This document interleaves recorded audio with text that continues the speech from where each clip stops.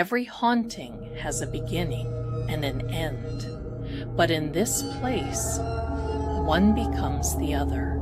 Step closer, the lantern's glow will guide you. What you are about to hear are true stories of hauntings all over the world. Welcome to Help, I'm Haunted.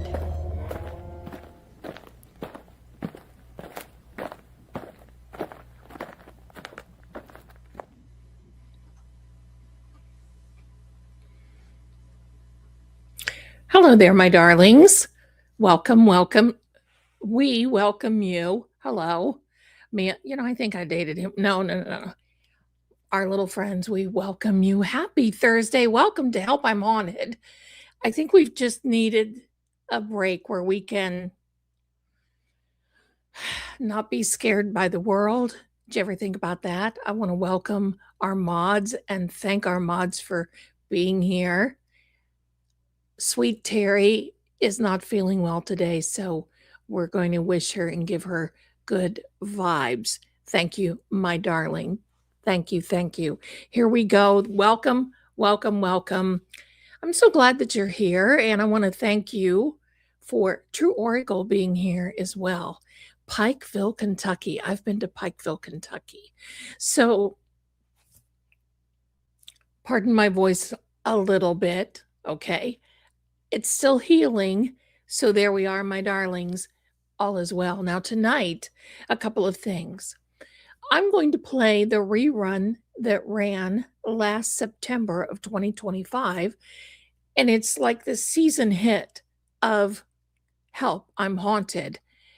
And it turned out so good and so funny that I can't wait to show it to you. Now, in that episode, pardon me, I was doing a giveaway. So if you see it, it's no longer, so don't feel like you have to put anything in the chat, okay? So good vibes to everybody. All right, but I got to show you something. You are going to adore this. Now, this is on the True Oracle side, and you want to race over there to the shop, and I'll tell you why. This, and I just hit the microphone, I'm sorry. This is the newest tumbler. I read cards for a zombie. This is so cute, up front and personal. Oh my heck. I'm going to be carrying this a lot. I've got a lot of tumblers, so we never ran out of tumblers around here. But I just thought, now this is like, well, it's not shimmering. It looks that way, but I love it. You see, look at this guy. He needs some dental help. But I got to tell you, this is so cute. I love it. And I wanted to just share that with you. It is in the merchandise shop at True Oracle. So there you go. I need a little bit of water, pardon me.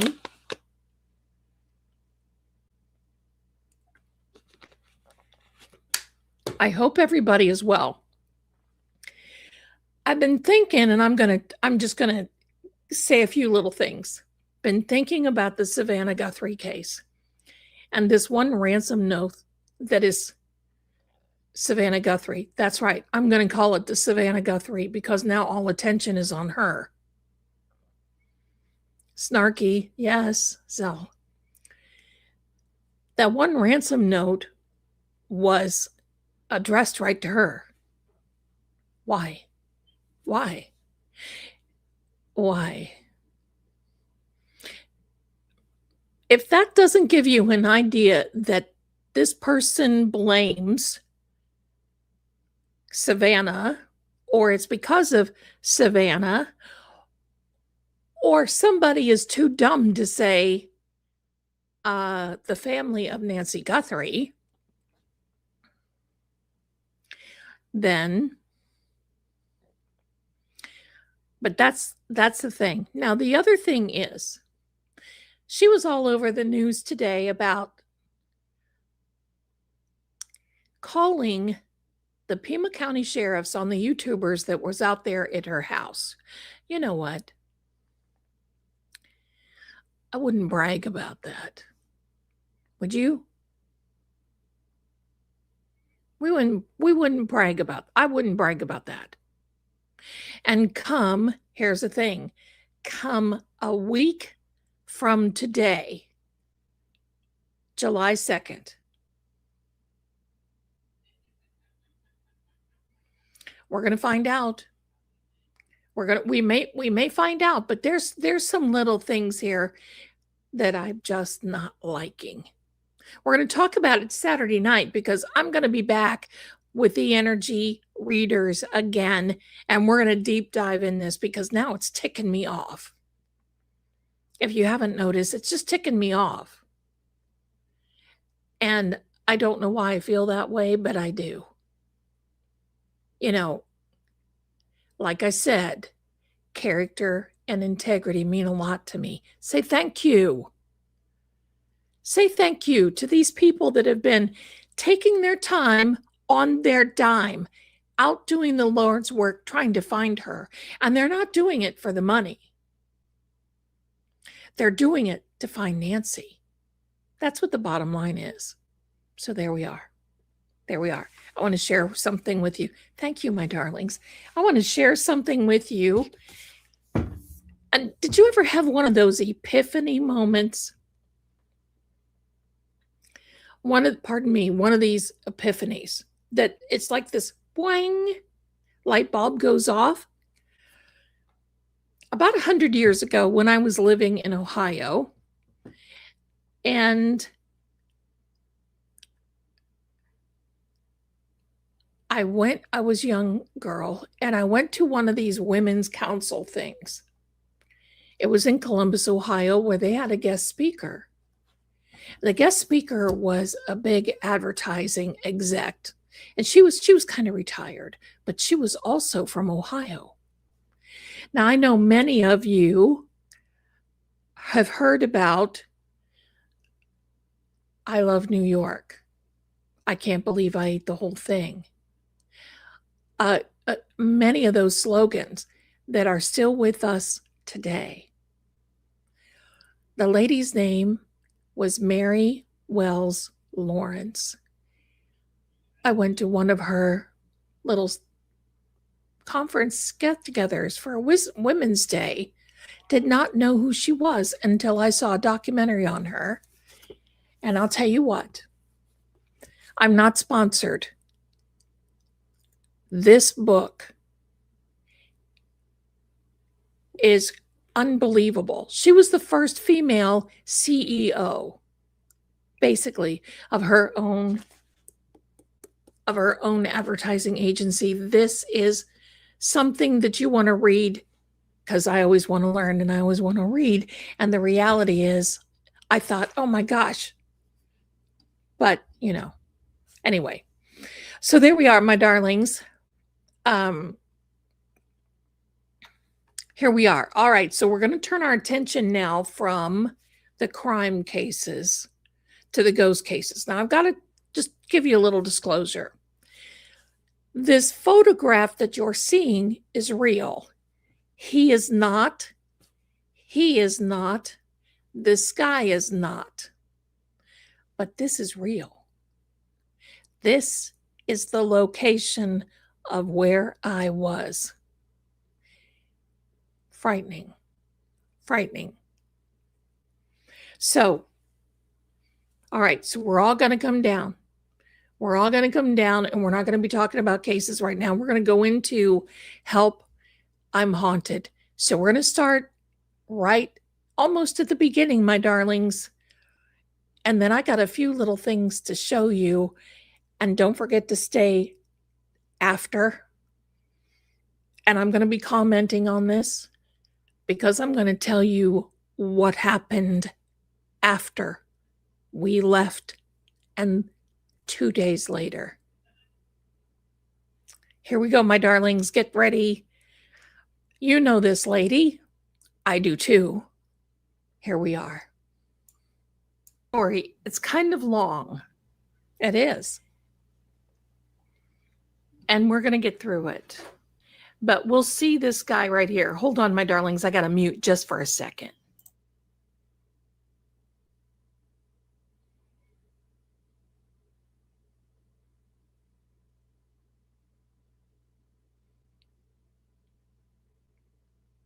Okay, I'm back. All right. Hello, welcome, welcome. This is, you know what? I'm going to put the trigger warning up on this one. Yes. Give me a sec. Thank you, Zelda.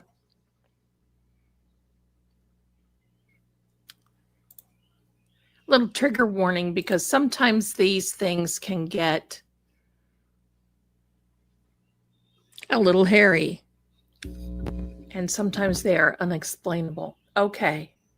5 of us a few years ago, and I don't know,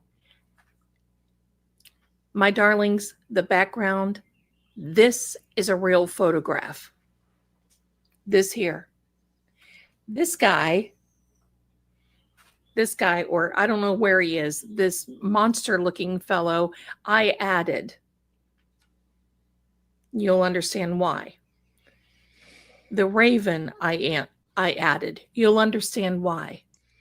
Okay, I'm going to time you out right here. In between this, I'm going to show you a little something that I made. So the background is real. The images are not, if that makes sense. Okay, take it away, Zell. But if you take a look at the background, now I don't know if it's mirror or not. Okay, somebody tell me. Put a 1 in the chat if I am pointing to the guy. Put a 1 in the chat so I know what direction to point. You put a 1. I don't think I am. It is, Zelda. Keep put a 1 in the chat if I'm pointing to the guy. Do you see me pointing to the guy? Now y'all don't have to do that. This guy right here, put a 1 in the chat. Okay, good, good, good. Thank you, thank you, thank you. Okay, I just want to make sure I know what I'm talking about. This is pre-recorded, my darlings. You don't have to do which sometimes we don't know. This is pre-recorded. Over here, you may have to really focus in. There is a cross. This is in the state of Tennessee, and this is in an area where nobody really knows, and nobody really goes back there, and you're not really supposed to go back there. But yeah, you can see this cross. The interstate runs right around in here. So you can see this graveyard and the little statues. So this is a real photograph. He is fake. I added him, and he is fake, but I added him too. You're going to see. So, this is usual for Tennessee, where I've been before. They always stick these graveyards up and around, and the crosses along the interstate. Yeah, especially when you get closer to Nashville, and from Crossville and Nashville on up and around there. All right, my darlings. Here we go. There were 5 of us. We decided to visit this cemetery. This cemetery is old, as you can see. Some of the stones date back to the 1700s. There were reports of people getting lost for hours in this cemetery. It's not that big, but you can see there's steps in this graveyard. Pardon me, in this graveyard. There are steps all around, and there are places to hide. There are broken mausoleums, like you can see on this side. This is a picture that I actually took because there was so much going on. I just didn't know. It's huge. This is huge. But there's a lot of trees around on this side. There are a lot of trees, and it's like some like this, not mountainous, but hilly. And it just seems like it goes in waves. And most of the graveyards, cemeteries in Tennessee go in waves. They sell up lots, they bury people. Then they decide they want to sell more lots, they bury people. So they're in sections, they go by years. I think many other places are like that too, but this one especially. So let me get a drink, my darling. And shout out to the Mid Tennessee Paranormal Group. I do watch it on the Talkie Tick.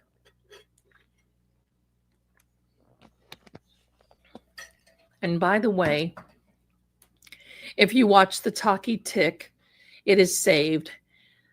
TikTok has been put into the hands of US investors, so it's not going anywhere. Okay, no, I'm going to stop it here because I do want to comment.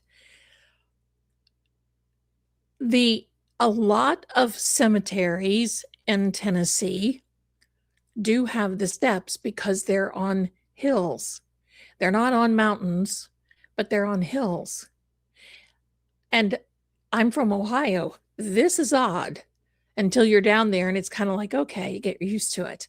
But anyway, I wanted to comment on that. Thank you so much. Let's continue. All right. So we decided to go up here, and this is taken just as the sun was starting to come down, just when the sun is starting to set. I wanted to get a lay of the land, and I always go first to do some type of evaluation, to watch, to see.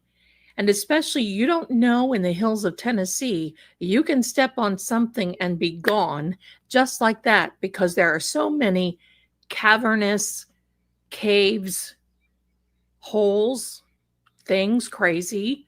So I wanted to make sure that there was a path. Now, many times what I'll do is, if there's dead grass or something, I may pull up a dead grass and lay it across the steps, so I know I've been there before. Because when it gets dark, my darlings, wow. And it's not like, it's like pitch black dark. So 5 of us, 2 men, 2 ladies.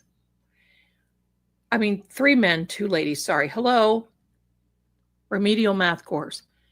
So we come here, I do my grounding, lay of the land. I've got my iron. I've got all kinds of things. Don't wear earrings. And by the way, thank you again to who sent me the little ghosty earrings, because they're adorable. And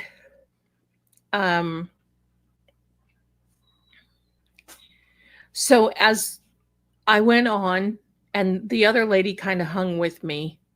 She's not experienced. She's learning. That's fine. They were with a group. And so I would go out with them. I'm very careful where I step, because, the graves most always face east. So if you ever get lost and you end up in a graveyard, the lay of the land, because this is east. Okay? So now we're walking around, and you have to also be careful, because there are black bears in the state of Tennessee. There can be panthers. There can be bobcats. There are wild animals. There are snakes, cottonmouth. Yeah, those are dangerous, and they chase you. All kinds of things. So I always wear my cowboy boots, only because I wear the ones that are higher up in case something is, whatever. So we're walking through there, and it was just a little darker than what it is right now.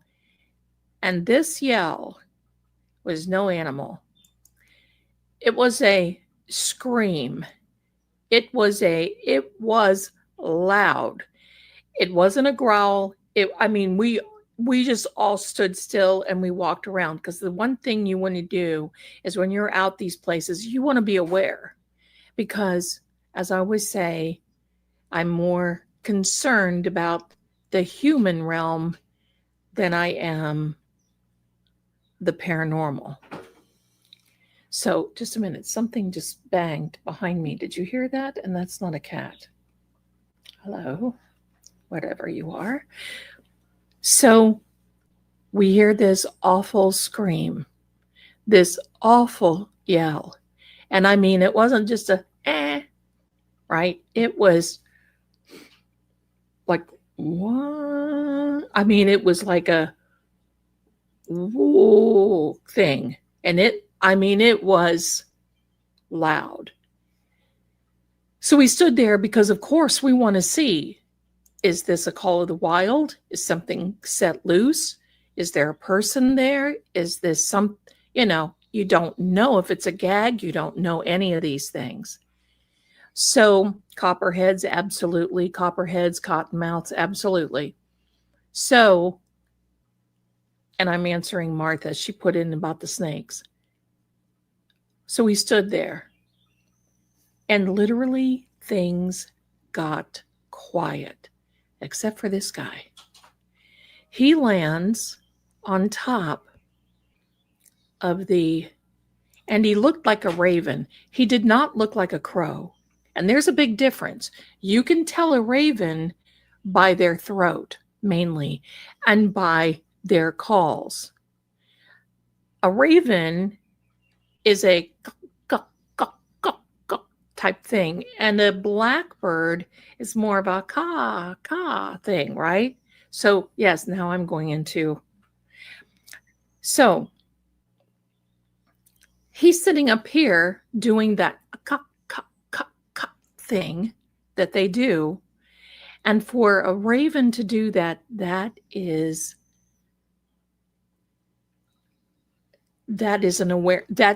like, it's time for you to be aware. And he's calling his buddies. It's time for him to be aware, but he was always alone. And he would follow. So if we would go up this hill, he would make sure that he was like right here. He would follow. He would stay close to us, but not close enough to where we could see where he is. Keeps getting darker. We have flashlights. We have cameras. Some of the guys have the recorders, and I have a Polaroid camera.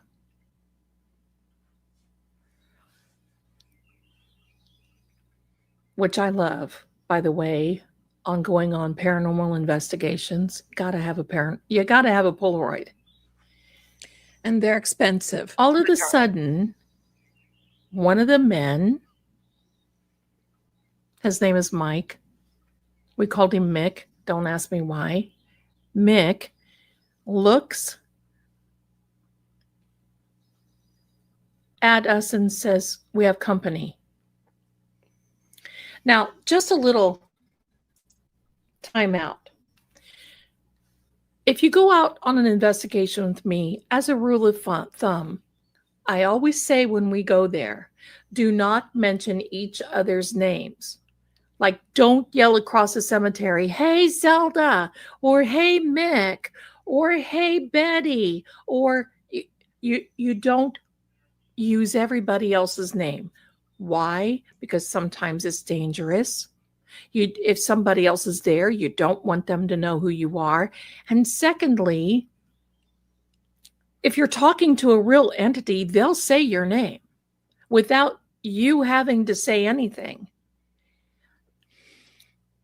So he says, "We've got company." So we're all kind of looking around, and we see this dark figure. Now, we all looked, you could tell we had flesh. You could tell that everything, because I always wear the black anyway, but everybody else was. But you could tell that we were human. And we just kind of stood still. Maybe.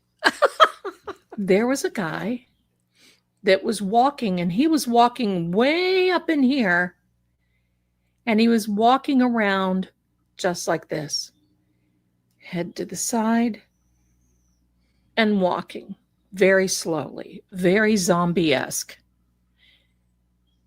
And so we're making hand signals to each other, doing the, be careful, watch out, thank you, I'm here, don't, those things. Now it's getting really dark. You can't see hand signals anyway. So now we've got the buddy system. But now in the darkness, without flashlights, we can see a guy walking around. He had eyes just like this, and you could see them.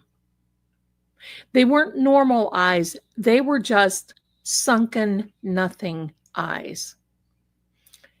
We decided not to put our flashlight on because doing that kind of thing will inflame something, and you just don't want to do it.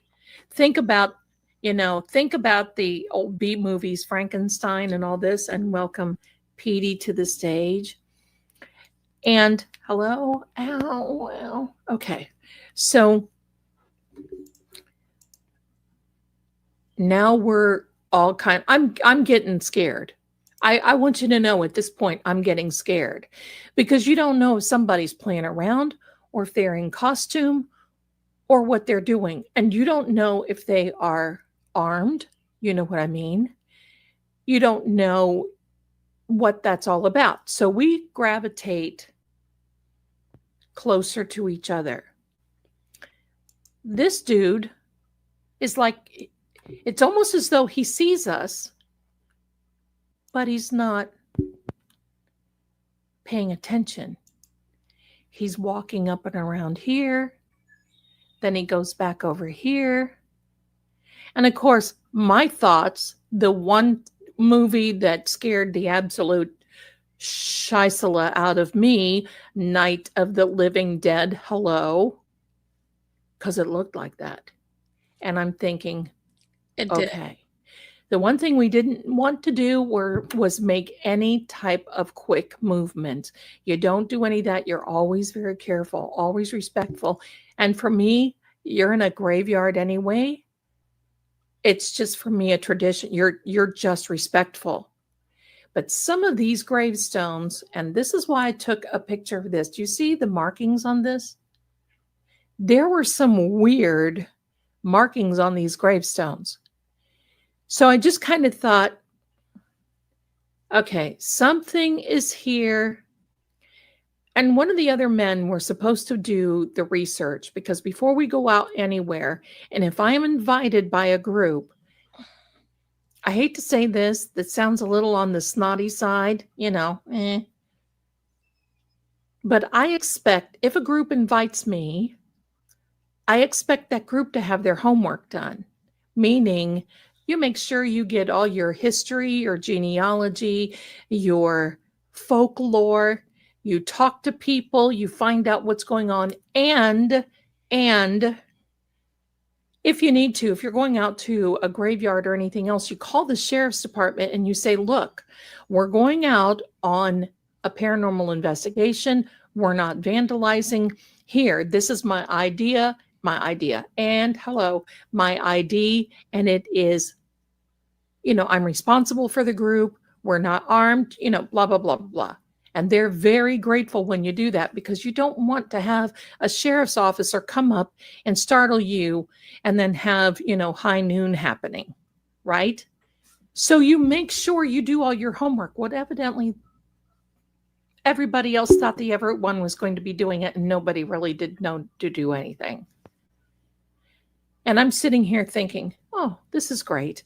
And they're not that experienced. And you know what? I get it. I made huge mistakes. And I've told you about those a few weeks ago. The haunted house with the portal, all that other. You just go out. You're young. You just want to do this. Hello. Well, now I'm thinking, oh, heck, we better get out of here. So we're all standing there talking. And I'm sorry, this one is annoyed. I was just going to say that Petey keeps hitting the microphone. So sorry about that. If you're hearing that noise, ain't nothing I can do about it. Smacking his tail and he's hitting the mic. So if you hear that, my apologies. I'm trying to hold it.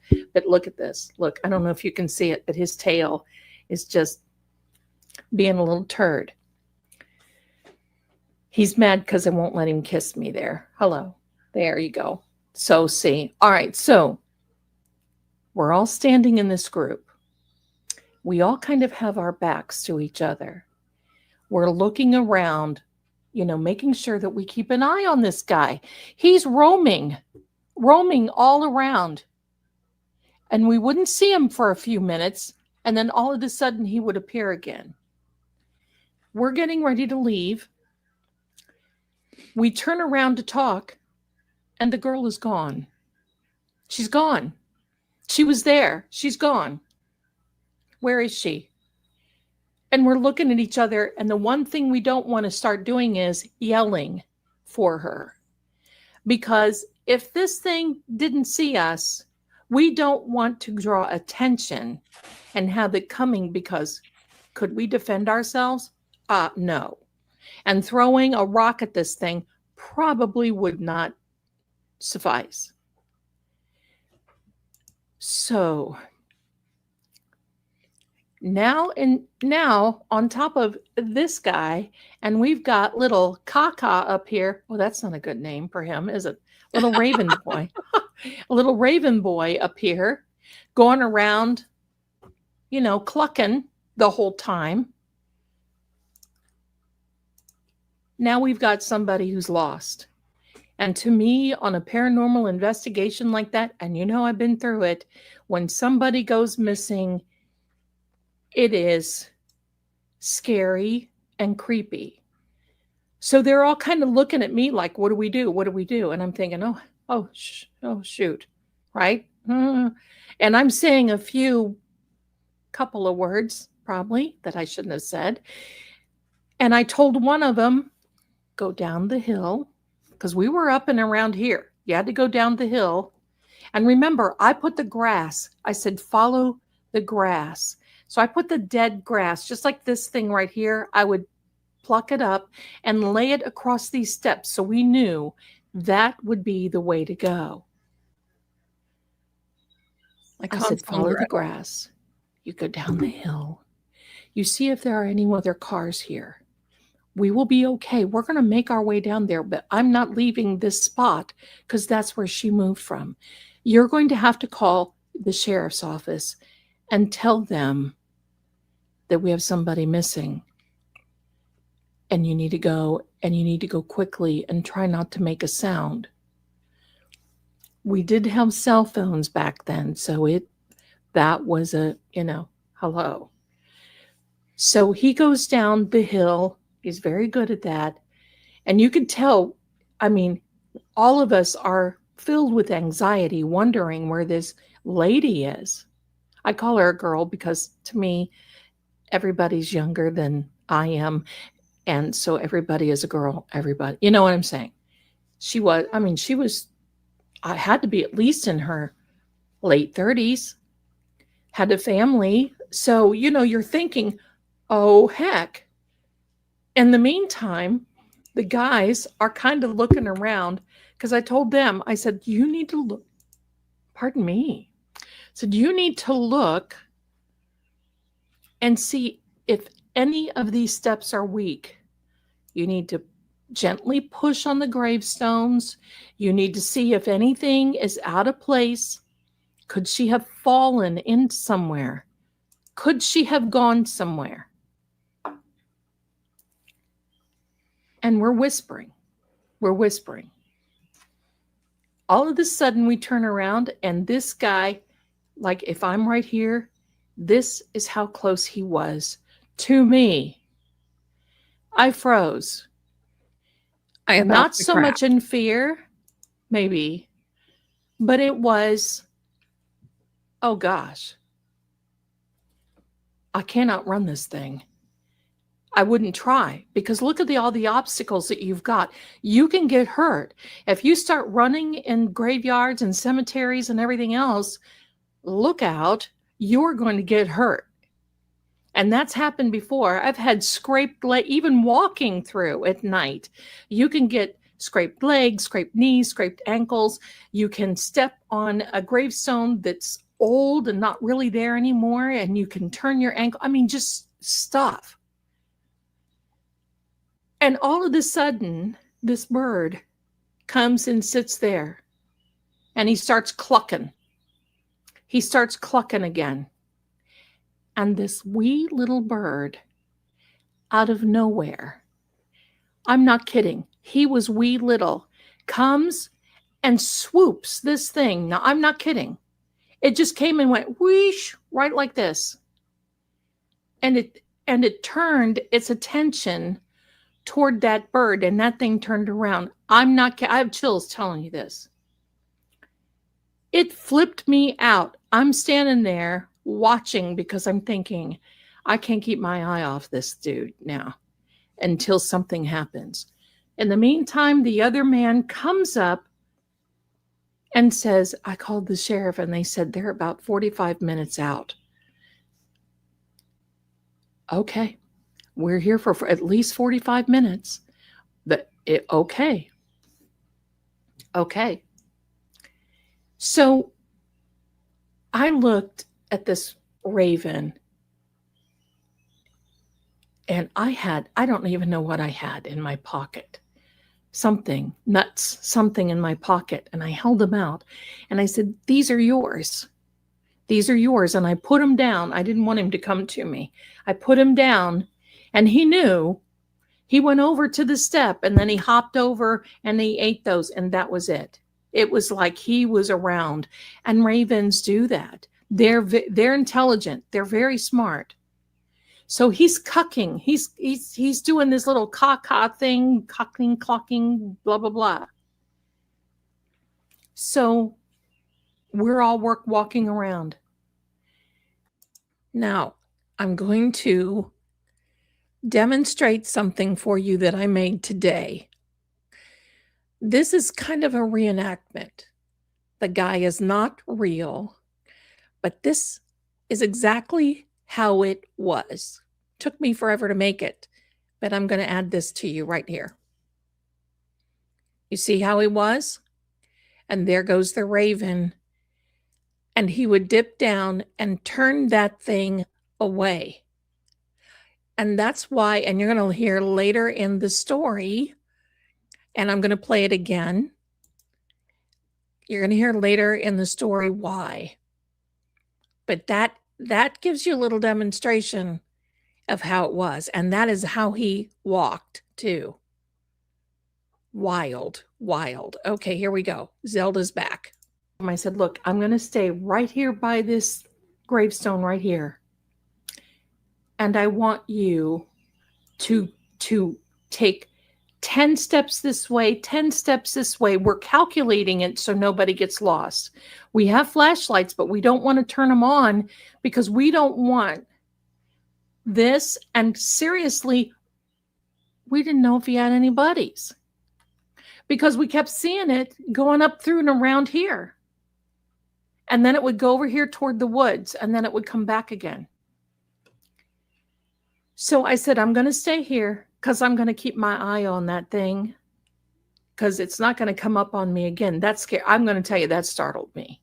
That startled me. It did. Having that come this close. Hello. And the weird thing is that he would walk up and down these steps. He knew this thing, knew this cemetery like the back of his scrawny hand, because he didn't have any problem navigating these steps. He didn't have any light. He didn't have anything. I don't even know if he had any eyes. He didn't have anything. He was just going up and down these steps, walking around.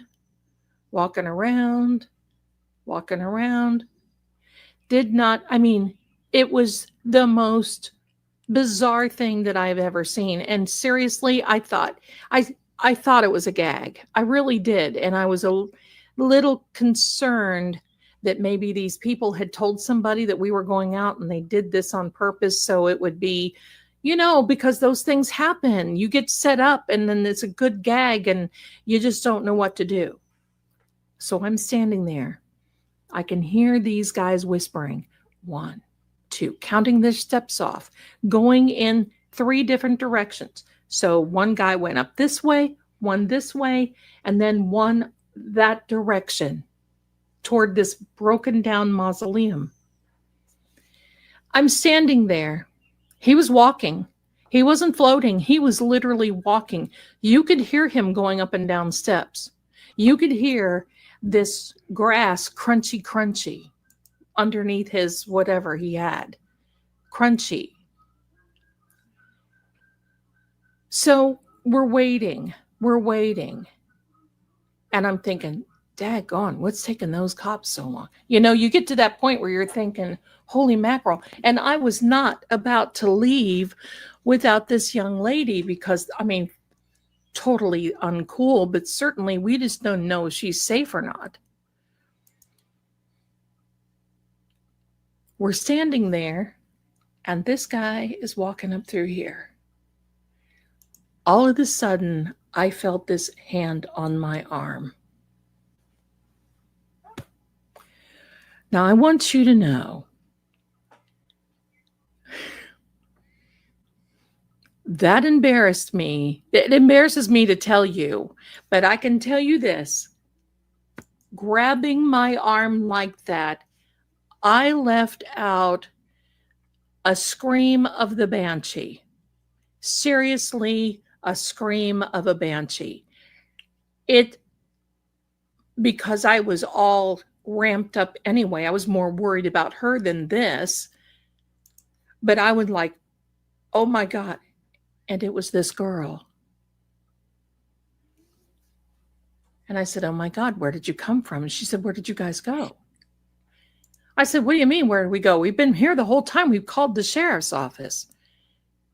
And she said, you guys just disappeared. I've stayed right here. I said, have you heard us talking? Have you? She said, no. I've been right here. I said, you've not been right here. I've walked around this tombstone 20 times looking for you. And she said, almost, Mama J's. Maybe now would be a thing. And I said, oh my God. For those of you who want to know, Mama J said, I would have wet myself. Yeah, I didn't even have time to think of it. I was so freaked out. I was freaked out by this guy and about how she grabbed my arm, and a cry of the banshees did not, it was like, wow. It was not like a B movie scream, that beautiful shrill. It was like, wow. It was an ugly scream. I am embarrassed. But hey, somebody's got to do it. Where were you? And she goes, I'm right here. So we went through this. I'm right here. So I'm looking at these guys putting a flashlight up to and pointing to her. And they're like, and they were mad. They seriously were mad. And I can understand that because they thought that she was pulling a joke to scare us. They were so mad. And she was the fiance of one of the guys. And he was, and I said, look, hello. Not the time nor the place. I don't want to get into this.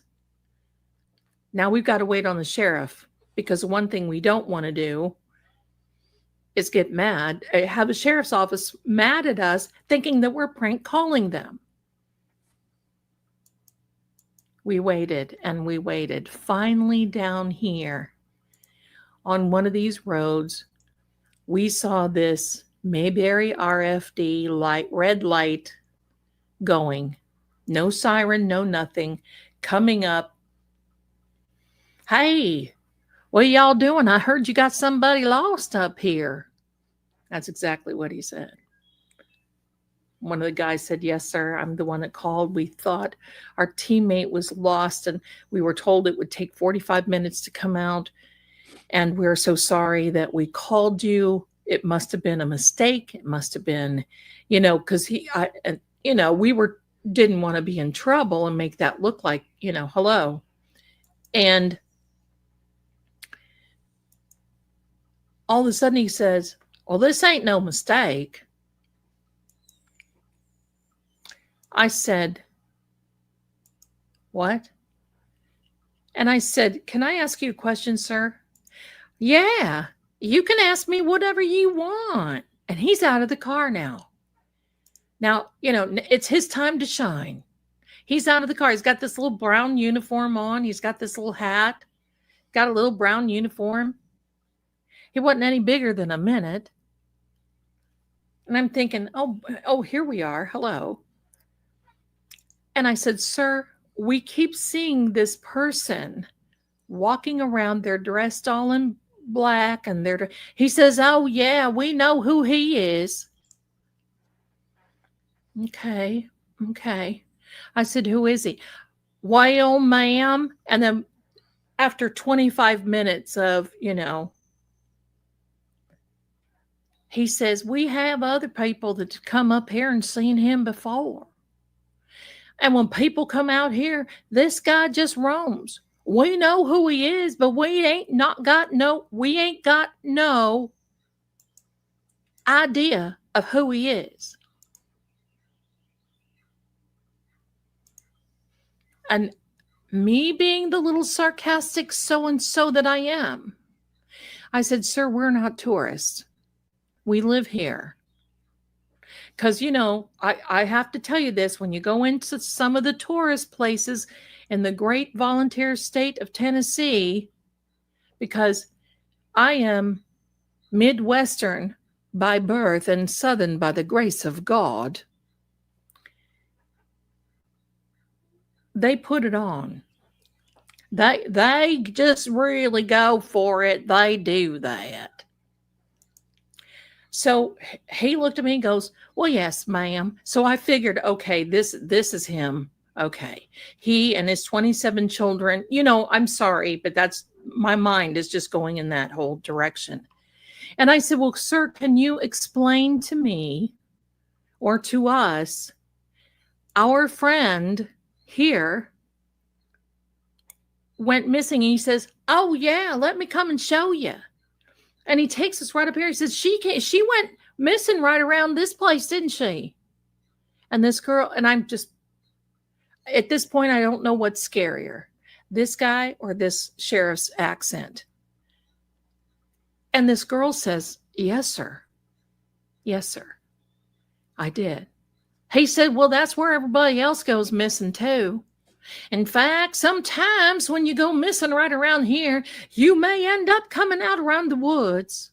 Where did you? And then he's proud. Where did you come out from? Did you come out from here? Did you come out from the woods? Or where did you come out from? Sometimes they come out down from the mausoleum. By this time, I'm thinking, Holy Mother of all heavenly earth. And she says, no, sir. We're right. I came out right here.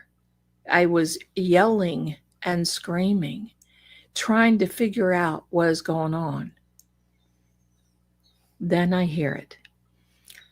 Have you ever heard of the Vale witch? And I'm like, oh, here we go. This guy, wait a minute.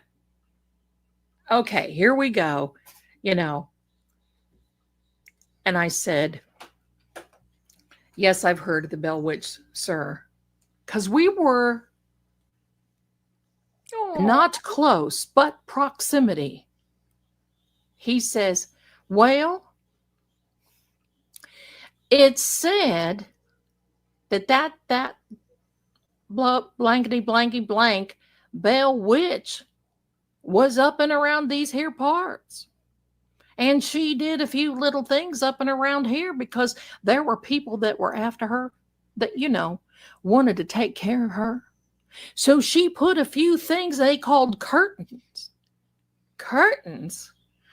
Yeah. they put up a few things that was called curtains. And if you stand in the right place, you just hide behind that curtain. Oh, here we are. So now it's turned from a paranormal investigation to a 3-ring circus. And I said, sir, come on. I'm hungry. I want a piece of peach pie and a coffee. Said, is this true? Or is this something? What do you know about this? He says, oh, that there guy that you see that's walking around here, the one that's dressed all in black, he's the one that she put out here to guard. He guards her. He guards the cemetery.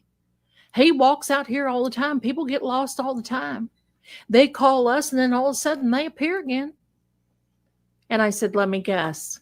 They got behind the curtains. Yes, ma'am. They got there behind them darn curtains. And that witch, she did that. I said, really? Okay. He said, well, you know, she's buried down yonder. I said, wait a minute. That witch is buried in here? Well, she's not buried in here. This here is a Christian. What did he say? It wasn't a graveyard, wasn't cemetery. I'll think of it. This here's a Christian area, something like that. This here's Christian. She wasn't. They buried her down over here, down over the hill. I said, sir, can you take me there? You sure you're wanting to go? I said, do you have a sidearm with you? Yes, ma'am. And I mean, at this point, he was huffing because he was so proud. He was just like leading the pack. I felt like we were going to see Scooby-Doo and the Mystery Machine pull up all of a sudden. So I said, sir, have you ever come close to this entity? He said, I seen him. I seen him walk up and around here, and I don't pay no attention to him because I don't want him coming near me. And I said, okay, that's smart. And I said, what about the raven? He says, oh, yeah, she put that there raven, and she keeps that raven here in this cemetery. That raven keeps this guy from going out from all here. So the bottom line is, sir, the raven keeps this guy from going outside of the graveyard. Is that what you're telling me? Yes, ma'am. Okay. I'm buying what you're selling. Okay. I'm buying what you're selling. Hey, look, it's a Friday night. Let's go for it. All righty. Well, here, let me do this. I have to call over to the station, tell him that I'm here, and tell him what I'm doing. So if anything happens to me, you understand, they got to call my wife. Yes, sir. Please take your time. So we go up these steps. And I said, there he is over there. He was over right around the ear. He says, yes, ma'am, we're just not going to look at him. I said, why is he here? Who is he protecting? What, don't you think that he would be walking around her grave instead of the Christian graves that are here? Well, ma'am, you'd think that he would be.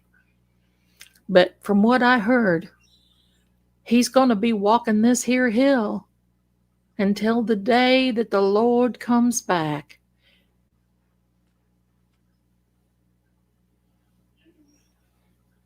Okay, let's go. Let's go. So he's got this big sheriff's department. Goodbye, darling. Got this big sheriff's department flashlight. You know, the ones that if you ever got boinked on, it would hurt. And it's one of the long black, you know. Could have been Union County. So we go up over here, and there were some other stairs. So in the meantime, I'm holding on to this girl like there's no tomorrow, because I'm thinking, girl, you ain't going to get away from, you aren't going to be ducking behind any curtain again, because when I'm ready to go, I'm out of here. So she's hanging on to me too. It scared her.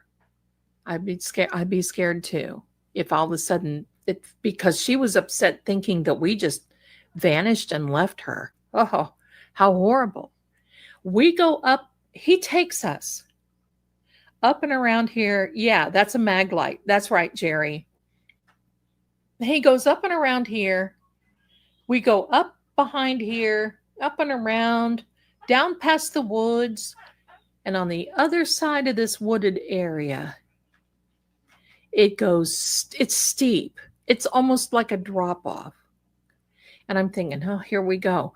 I didn't come to hike. So we maneuver our ways down there. And there were 7 graves. Gravestones, markers. The markers didn't have names. They didn't have anything.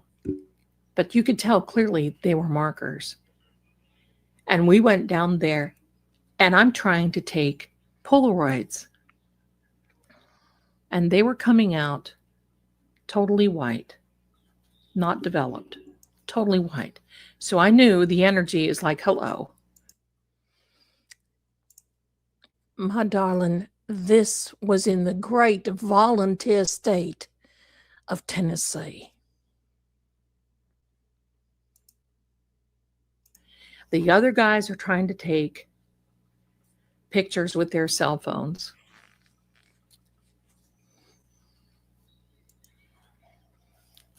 We get down there, and this,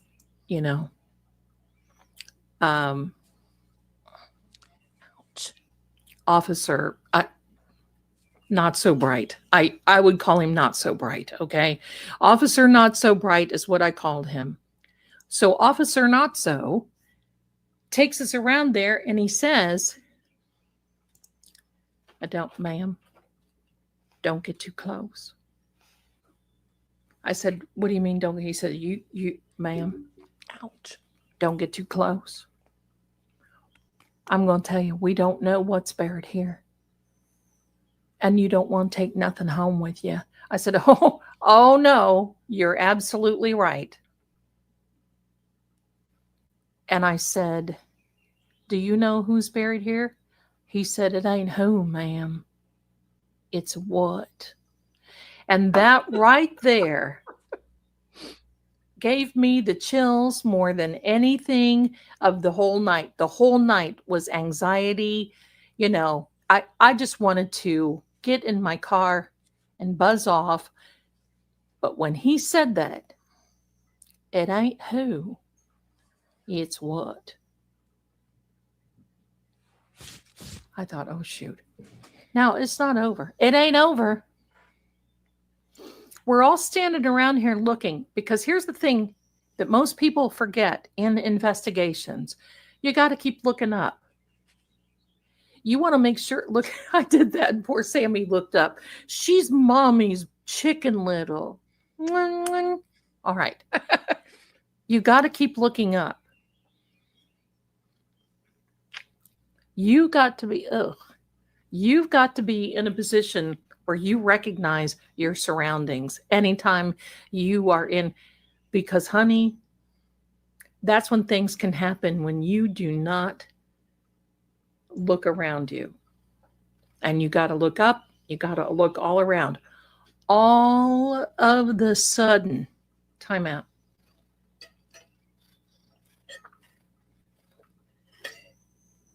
I told you. There. All of a sudden, we heard the worst crashing, banging, carrying on. And it was this guy. It was this guy.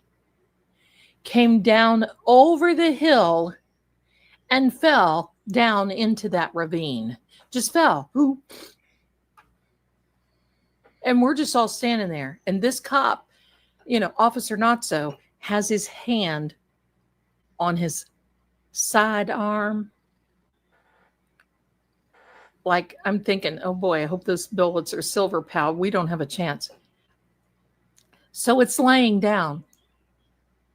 It fell on the ground. It's laying down. All of a sudden, it gets up. It just gets up and starts walking. Just starts walking. I don't know what in the heck. At this point, I'm thinking, where are we? I'm looking at Officer Notso. And I said, what do we do? Because it started coming to, he's making his way. Can't run, because look at him. Hello. Can't run. But he starts coming toward us.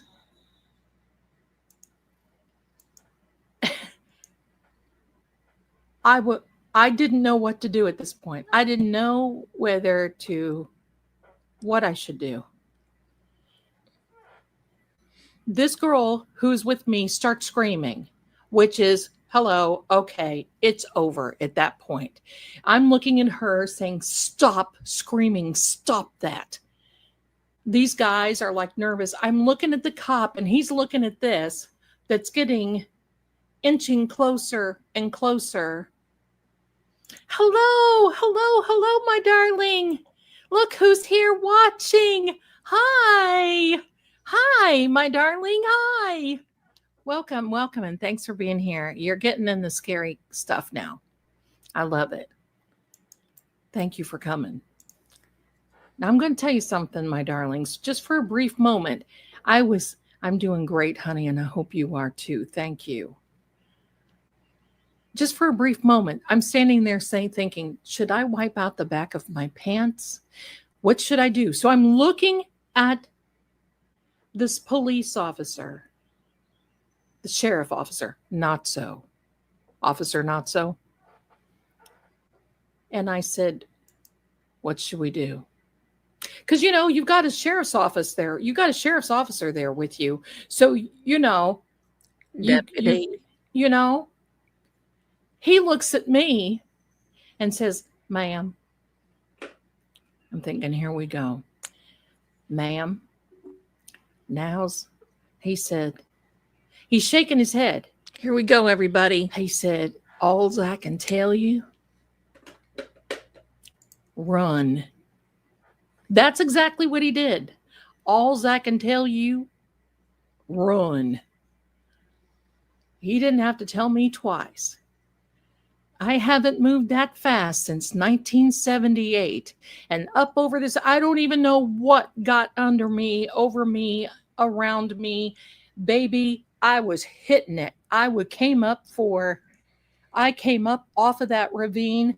I mean, when I was done, I had no nails. Just so you know, because I was digging in. Going up this ravine. Boom, boom, boom, boom, boom. Because I'm thinking, ma'am, that's right, ma'am, run. It wasn't run, it was run. It's very true. Oh my God. I come up off of here, and I'm not kidding. I don't know how I sprinted that long. I mean, this wasn't so many years ago. And I thought, no, I'm not going behind any curtain. I looked for all the areas that I marked, that I put, and I came down off those steps. In fact, this one here, I didn't even hit the steps. I stopped here and I just jumped, boom, down to the bottom, boom, running. Because I'm thinking, oh my. So we came now, and these guys are behind. The guys are looking at me like, and I'm like, hey, you don't have to tell me. I might be in this arena, but I'm not stupid. I'm not going to stand there and say, oh no, by the great. No, if it's time to run, bloody all, run, run. Run. So we all make it. Here comes Officer Not So bringing up the rear.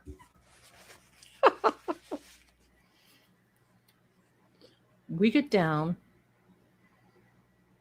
to the bottom where our cars are. And that sheriff looked at me and says, ma'am, I would suggest that you don't come back here. I said, you don't have to tell, you don't have to worry. So these people are acting now like nothing is going on. The three guys and this other young lady, they're coming over to me and they're like, well, and of course I am just like soaked from running like a daggone crazy woman. And I said, no, I'm not going out again. Y'all didn't do your homework. Y'all didn't do your homework. You put us in harm's way. Somebody gets lost. You don't know the legend behind this place.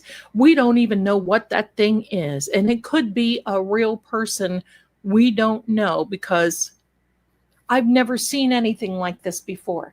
Where are you going, sister? I said, I've never seen anything like this before.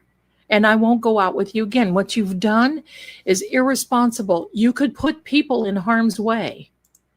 Let alone, we've got a sheriff's officer out here who, if he gets spooked, could start, it's the Wild West. No, forget it. I'm not going out again. Not going out again. So they left kind of in a huff. And the sheriff's office, Mr. Not So, is standing there with me. And I said, sir, do we need to make a report or anything? He says, nah. I said, so what really is this place? What is this? And he says, well, legend has it, it's the Vale witch. And she conjured him up. But he was getting loose. So she made this raven go around and keep him in this graveyard. I said, they were supposed to have called you and told you we were coming out here. Oh, ma'am, nobody called. If they would have called the sheriff, he would have said, oh, no, don't y'all go out there. That's dangerous. Ain't nobody going out there in years. He said, this is the first time I've seen this. When me and my brothers came out, and then, we get into the family tree. When me and my brothers went out there years ago, we saw the same guy. I said, did anybody get caught in a curtain? Did anybody? No, ma'am. We's careful about that sort of thing. We were most interested in this mausoleum down here that got torn down. I said, well, what happened about that? Well, they had some shady characters be buried in that mausoleum. And before you know it, they told us that we all, the townspeople, had to stay away. They were going to tear that down. They were going to tear down this whole cemetery graveyard. And then somebody told us that they just wasn't going to do it. Cost the city too much money. Cost the county too much money. So they banned anybody coming here. I said, well, what happens to the people, the families? He says, ma'am, look at the gravestone. There ain't nobody alive to come and visit these people anymore. The last person that was buried here was in 1958. Well, who's the caretaker? Who takes care of this? Oh, there's somebody that volunteers to come out here every now and then. But as soon as they see old guy, they leave. I said, are you ever going to do anything about it? Is there a pastor that's going to come by and bless the... Nah, there ain't no need to. You just stay away. And the raven keeps him in. So Thank you, Aunt Bibi. So, my darlings, you know me. And I happened to be dating somebody in the law enforcement arena at that time. So I called him, and of course, he didn't have an accent like not so. That is correct. And I want to show those of you coming in what that raven would do. And here we go. I'm going to add this. This is what the raven would do. He would keep that old boy. Look at him. Now I made this. This is not real. This is a depiction of what it was. The background is real, the cemetery, but the sky is not, and the raven is not, and the zombie is not real. I made that so I could show you what he was doing. So that's what the raven would do. There we go. Yeah. Now, hold on. Where's Zelda? Where in the world is Carmen Cindy? Oh, here we are. And I want to thank my darling Carrie for sending the Cash App gift. Thank you so much. That's such a blessing. I appreciate it. Now back to the story. So I called him and I start telling him what's going on, and he's laughing. He said, so tell me now, you want to go somewhere and meet for a piece of pie and coffee? Well, yes, something like that, because I've got to tell you what's going on. And I'm a little freaked out, and I got to go home. He goes, no, that's fine. I'm off duty. Let's go. So we sit down in this all-nighter, and I begin to tell him. And he sat there and cried. He was in tears, laughing at how I was telling him what was going on. And I took this so seriously. And I said, why are you laughing? He said, the way you tell this and the way he said, I know this poor officer. He is the nicest man that you, and so generous and kind. And the way you talk in his accent is exactly how he talks. And when I was told him, it's like, it ain't what's buried here, ma'am, or Nate, who's buried here, ma'am, it's what. And he was howling in this place. I mean, the whole cafe was sitting there like mesmerized, trying to listen to us talk. He had his head like this, laughing so hard. Because, I mean, he knew he was very respectful of what I did, and I was very respectful of what he did, and, whatever. But I told him, I said, do you think there's I'm here to ask you this. Do you think there's any truth in this? And he said, years ago, I went on to a call very similar. And he said, all I can tell you is this. It was a bunch of kids. They went up there. Their parents called in because the kids were supposed to go out to this cemetery or graveyard, and they'd only been, they had a curfew and they were past their curfew. And he said, the only thing that I can tell you, he said, I believe you. He said, I'm just laughing over this story and how you're telling that you ran so hard up that ravine and you came out of there. And he looked at my hands. I had 0 nails on.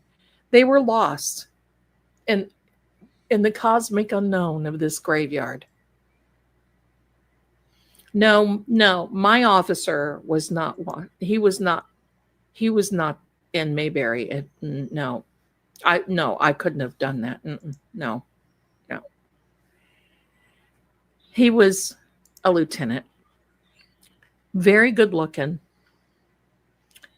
And so anyway, I said, so what's the deal with this? And he said, all I can tell you is this. I always thought this story was bunk because I've heard it before.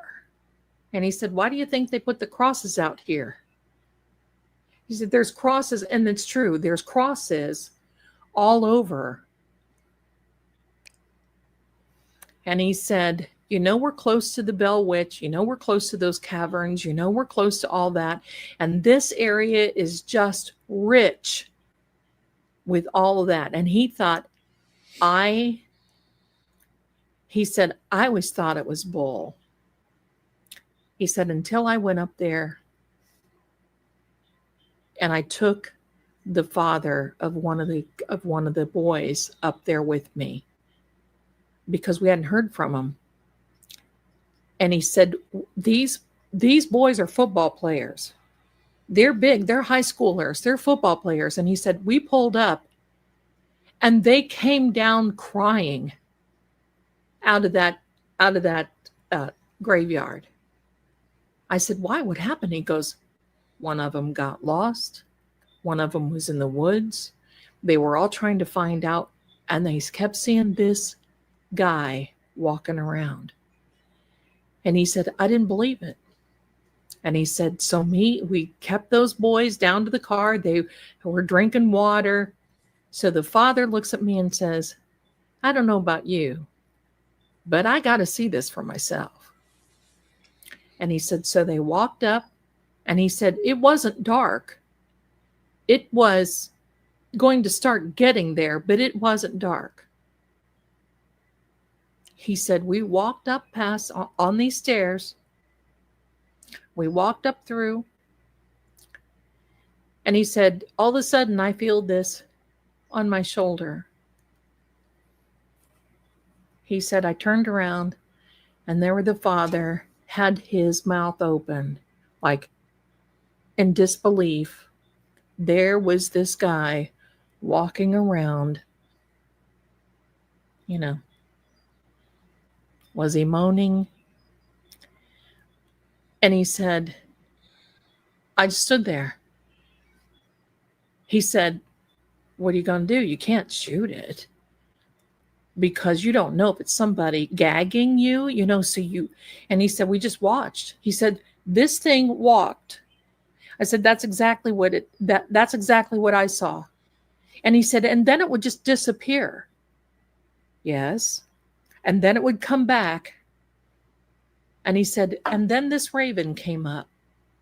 He said, that bothered me. This raven acted like it knew. And he said, I'm going to go ask the sheriff's deputy about all of this tomorrow.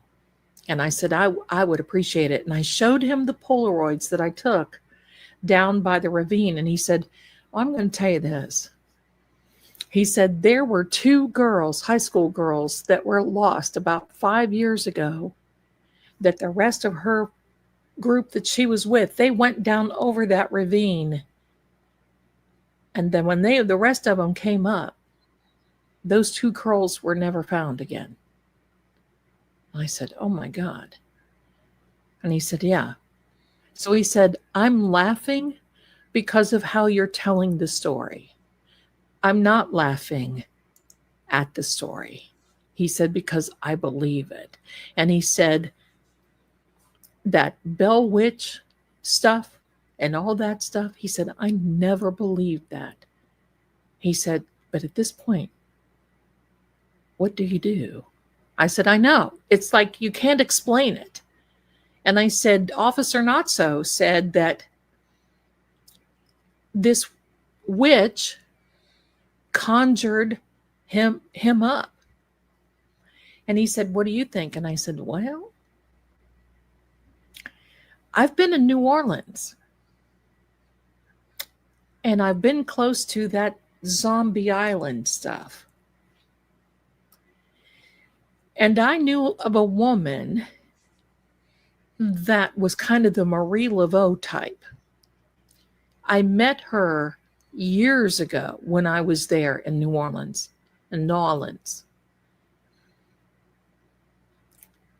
When I met her then,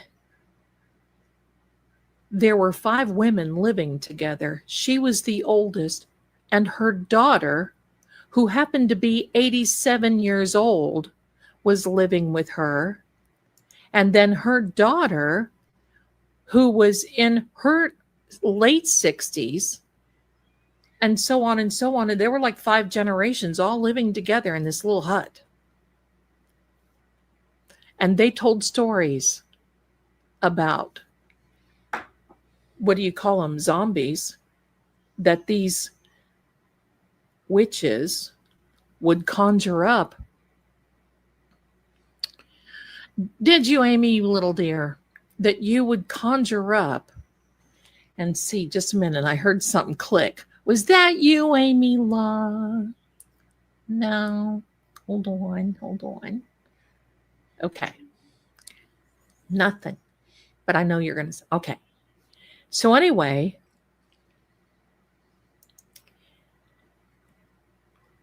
that's what Officer Handsome told me. Then, so a couple of days later, he called me. We went out. I don't know what. I was always big on going for picnics.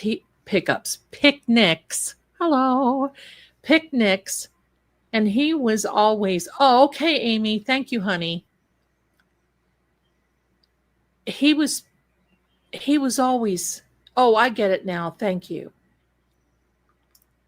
He was always on duty. So I would pack a picnic and we would go somewhere and eat. And he knew how I was. So he would take me to these, because in the state of Tennessee, you go to some of these areas and there are abandoned cabins, there's just, yeah, pick up Zelda picks up.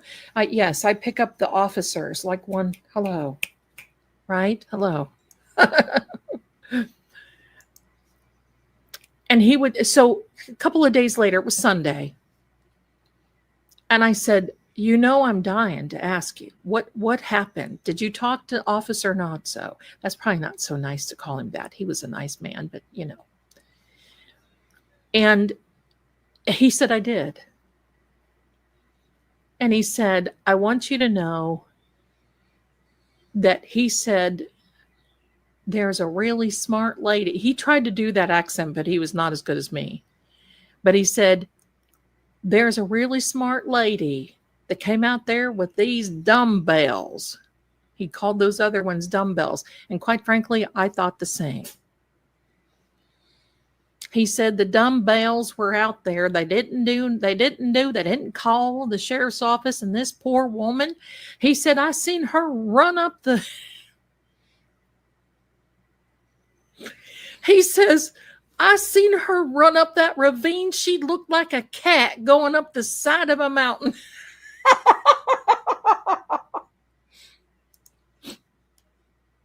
I'm so embarrassed, but boy, oh boy, you don't have to tell. When this little fella looked at me, he says, ma'am, run. Okay, I'm not arguing. I'm not arguing with you.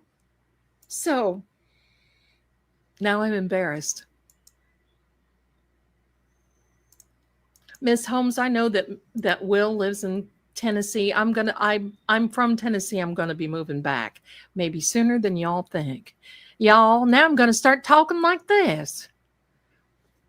So Officer Handsome and I had this nice talk, and he was telling me about some of the calls that he had in this area about things that happened that were not explainable. Things that you would see, like ghost horses. That's big there. Soldiers. Things like that. Officer Not So. Yeah, Not So Bright. It's Officer Not So Bright and Officer Handsome. I was dating Officer Handsome at the time. Listen, Kelly, I did not have time to stand and say, I wonder if I should be wiping out the back of my pants. Baby, I cut and run. I'm not kidding.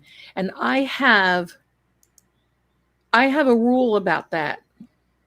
Or you don't run and you don't scream and you don't, but I broke my own rule then. I scattered up there like a cat. So he said, yeah. And I said, did Officer Barney Fife, is what I called him to my handsome, because I didn't want to say not so. I said, did Barney Fife say that he said, oh yeah, he saw it. He said he saw it. He said nobody can explain it because nobody wants to get near it. And he said that's the legend, that's the lore. And seriously, it walked just like this. And of course, then the bad jokes. I told him this is why I don't become a zombie, because there's just too much walking. Who wants to be moaning and walking that much?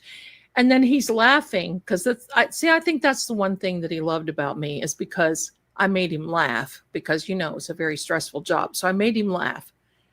And I said, I wanted to look at him at one point and say, didn't your mother ever tell you to pick up your feet when you walk? This guy was howling. He was laughing so hard. But it's one of those things, my darlings, that it's unexplainable.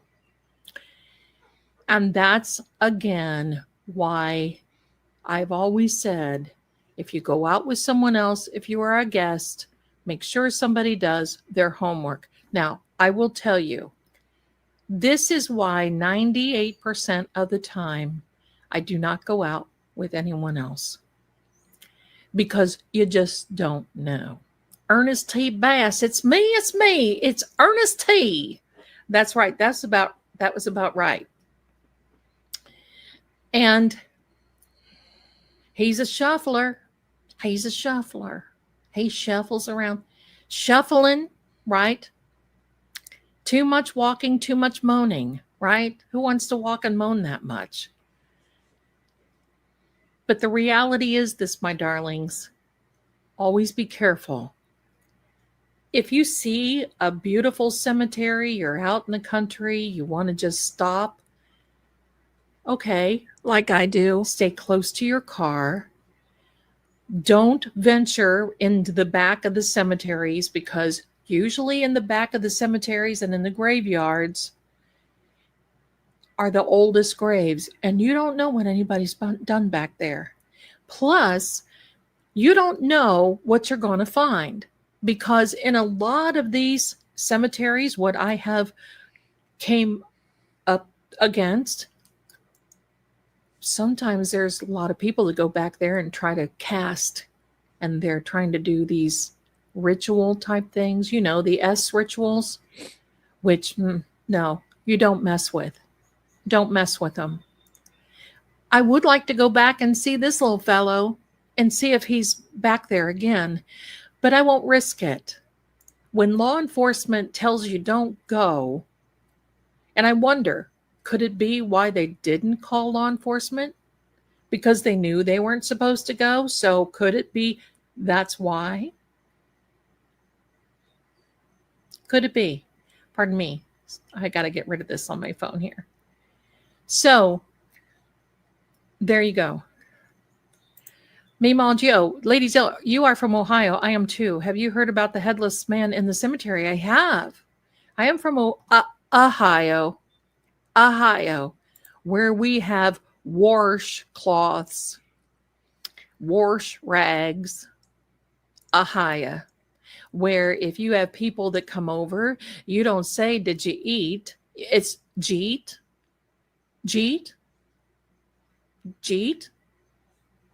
Yeah. So I was born in Ohio and moved and lived years in the state of Tennessee. That my son and I did a little other excursions elsewhere, and I'm ready to go back.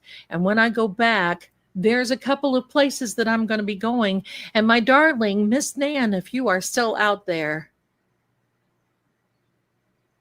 we may be going a couple of places. 2 places that I want to go. One is in Pigeon Forge, Tennessee, which is the Titanic Museum. They have a lot of reported things there, and it's I have no doubt. The other place is the Ripley's, believe it or not, in Gatlinburg, Tennessee. So that should be a lot of fun. And those are just 2 places. So we will be going through. But yes, do I believe this? I don't know what it was. I can't explain it. Do those things happen? Yes. Yes.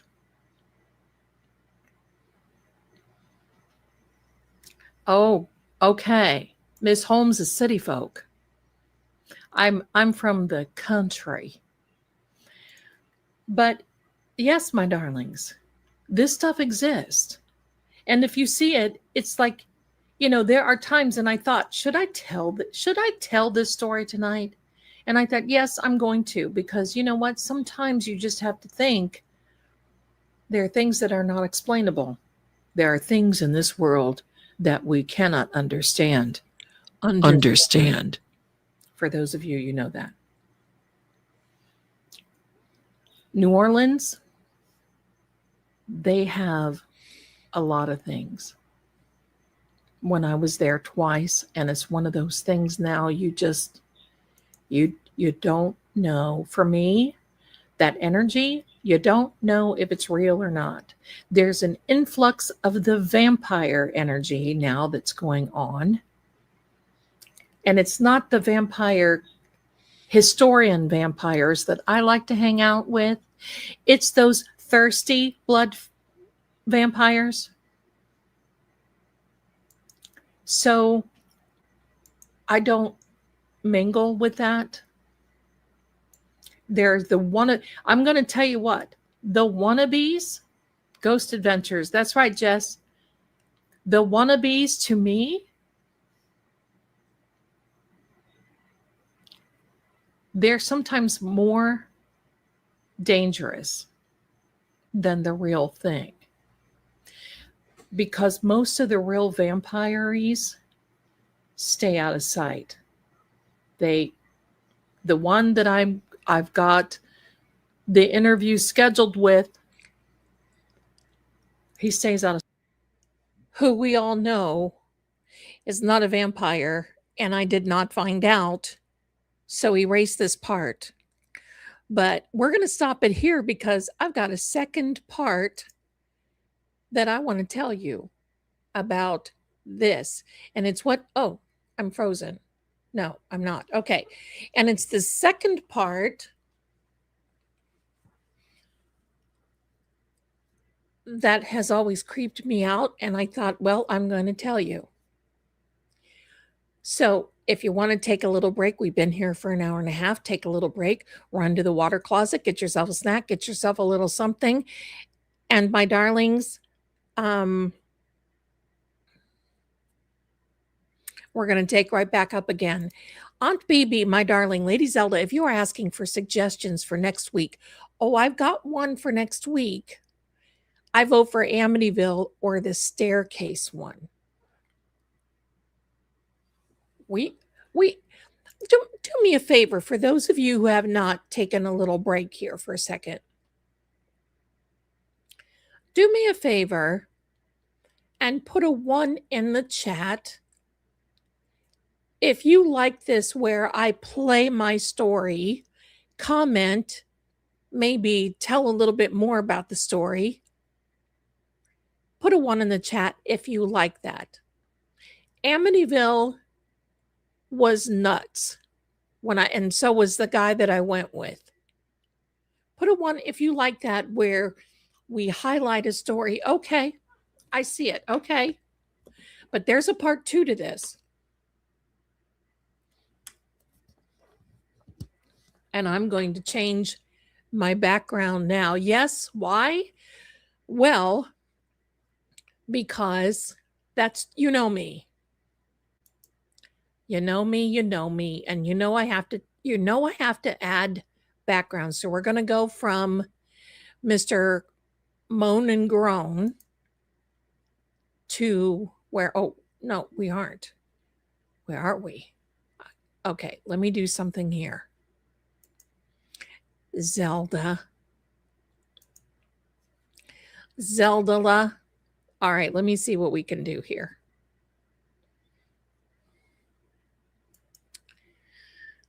Got to add this. I forgot to do it. I guess we'll have to run. There we are, my darlings. We changed backgrounds. Welcome. We are now still in the great state of Tennessee. If you know, you know, is absolutely right. Everyone, for all the pretty jewels, I don't see them because I'm on StreamYard. And I don't have enough room. I did get a brand new monitor today. It's wonderful. It's a 27-inch curved monitor. And with all the work that I'm doing, I cannot tell you. Game changer. Game changer. And so thank you. It makes life a lot easier. And for those of you who are asking when the new episodes of Lord Greggor, of Vale Keep, and of Doria, and many other ones, thank you, my darlings, watch the Chronicles of Camellia Crosse, because I want to make sure that link is in, I want to see what it is. Give me a second. The Crosse Chronicle. I always get it backwards. Why? It's the Crosse Chronicles. The link is in the description because I am telling the story there that actually was told to me when I first associated with Lord Greggor, because I thought he was a vampire. So he was telling me stories. The story that you see on the Crosse Chronicles, he says is true. I don't know. I can't claim it. I don't know. But believe me, I'm having a wonderful time. Because if you want to see vampires and a vampire who was in love with somebody, this is it. I'm engrossed when I hear these stories. So I'm going to just bring them to you. So about every other week, we will have a new story for Lord Greggor if I can. And I'm behind a little bit because I took a couple of days off because I just didn't feel like talking, because that's all I do. I'm a talker. So now that's given everybody a little chance to get back. So 3 days later, the last time I saw after this run, Officer Handsome called me and he said, listen, I've got some people that I went on a call for that I think you need to go out and you need to see. Okay, what's going on?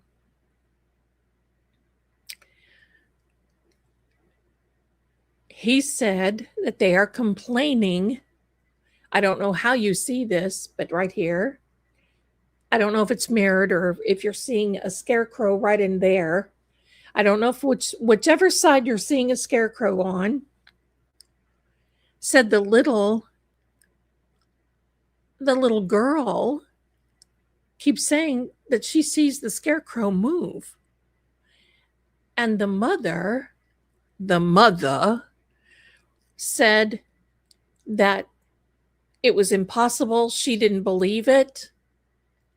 And then one day, now, little backstory. They did not own the property and they did not own the house. They were leasing the house and the farmland was leased by the owner. So they didn't have anything to do with, the little girl. They would go out and play and all these other stuff. And I mean, it was a little girl and a little boy, but the little girl was affected. So Officer Handsome asked me, will you go out and talk to them because this woman is beside herself? Well, sure, I'll be glad to go. I go, I pull up, and the sky is looking like that, just like it did for Mr. Weirdo here, Mr. Hello, I'm a zombie and I'm going to act like one. See? So the skies were the same. In Tennessee, sometimes, and especially when you get flat farmland, now, I don't know if you can see the horizon, but that's the way it is in Tennessee. If you get into some flat farmland, you can still see the mountains, which are the Appalachian Mountain Range, but it's the Great Smoky Mountains that are there. And so they were nice. And when I go out to talk to somebody, I always take a little questionnaire with me. I always say, "Are you on any medication? Are you on anything prescribed?" I was going to say subscribed, or that too. Um, well, Pickles, my darling, he was never human born, so I don't think he has any idea of reasoning of whether he wants to be a zombie or not, because I think he was conjured. He just didn't have a choice. Anyway, so the answer was no. Did they have any problems with mental history? No. Did they, was there any type of all of a sudden something that had happened in the family that created anxiety? Was there any problem in school? Were there anything like that? So, hold on.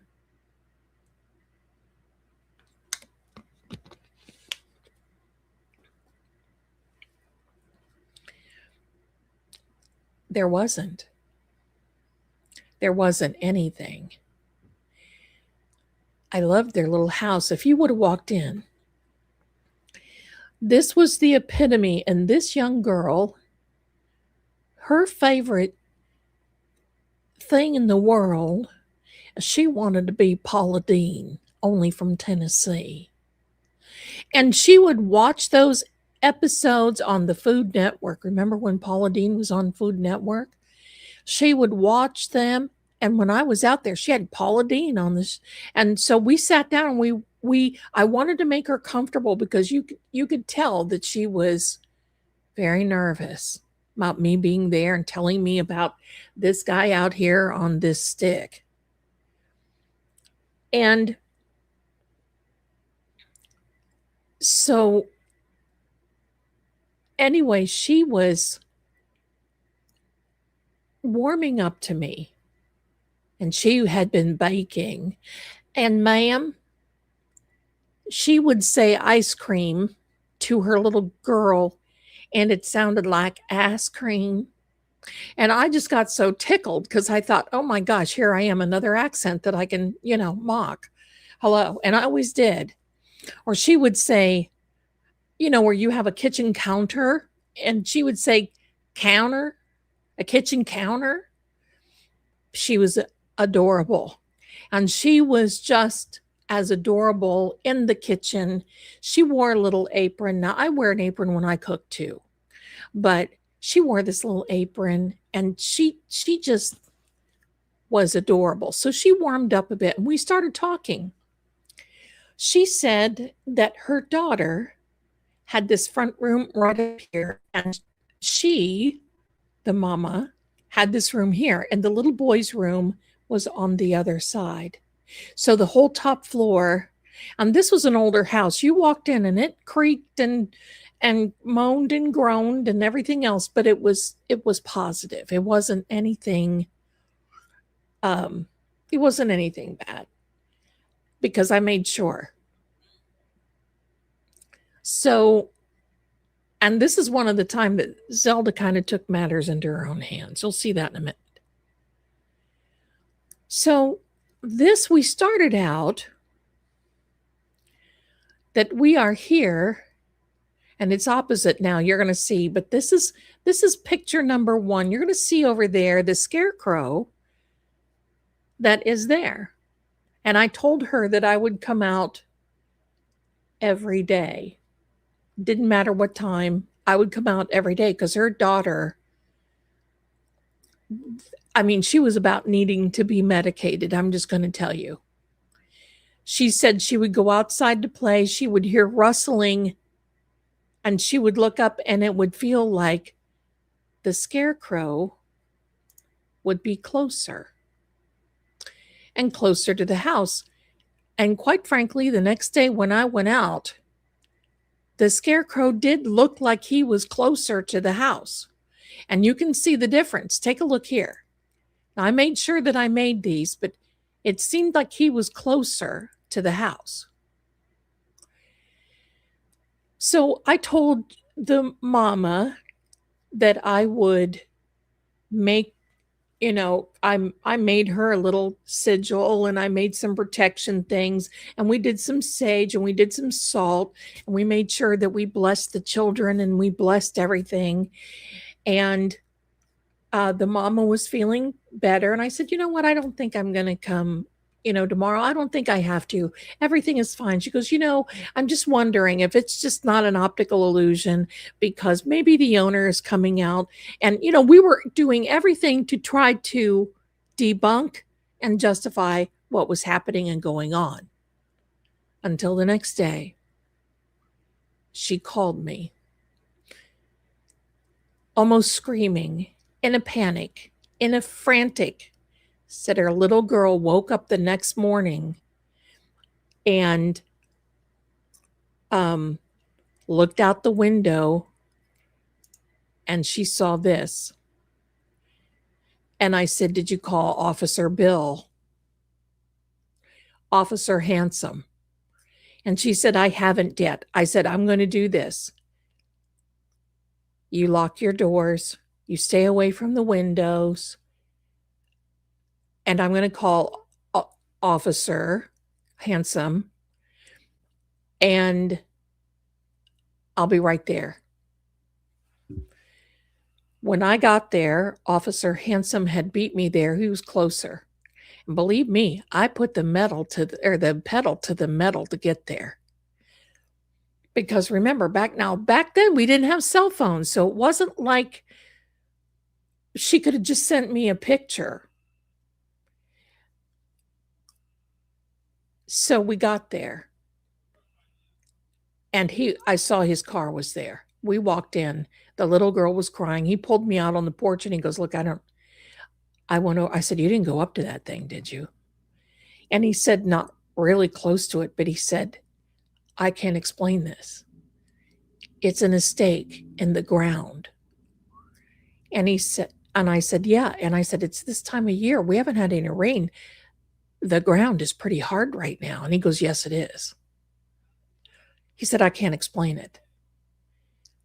And I said, I can't either. And he said, what are you going to do? I said, I'll tell you what I'm going to do. There's something wrong with that scarecrow, and we're going to get rid of it. But I said, I need you to be here, and I need your permission. He goes, you got my permission. You just need to do what you need to do. This family is in jeopardy, and they're scared that it's going to come close to the house. It's already too close. So just to give you an idea, that's where this guy started, was out in the field. The next day, he came close like this. And then the next day, that's where he was. Now, the sky seemed like it did not change. It did. But the sky did not change. So I went outside and I did a little something. And I told the family, I told Officer Handsome, I said, you need to stand with me, but away, because we don't know what will happen. Now, I went up there, said my prayers, did my thing, and I'm going to show you what it looked like. Now, it did not move in front of me, but I made this rendering.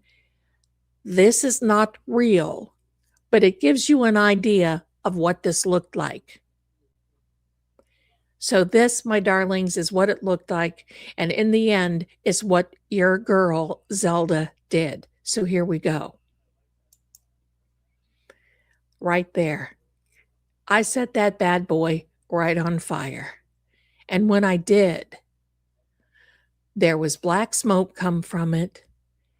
And it was like, oh my gosh, it made a noise. It wasn't like the one in the cemetery, but it made a noise. So I'm going to give you the visual of what it looked like. Now, hang on. Disclaimer. This is kind of creepy, but this is what it looked like. And this is what the little girl described to the officer and myself. Ready? Here we go. Look at this. She said she saw this scarecrow coming through the field. And when it got up to the fence line, you can bet his little crack was torched by Zelda. He wasn't going to go anywhere again. Let's play that again. This is not real, but it is a interpretation of what the little girl said, that she saw him coming through the field. And when he got there, Zelda torched his crack. And that was the end of him. So at that point,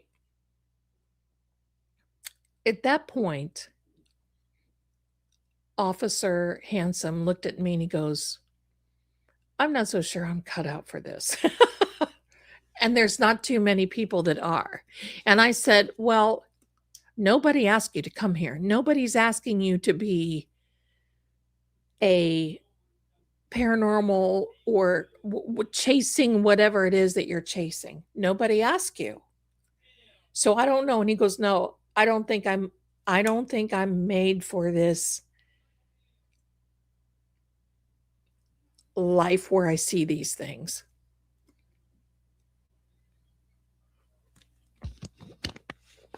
I said, well, I hate to say that you get used to it, but I never get used to it.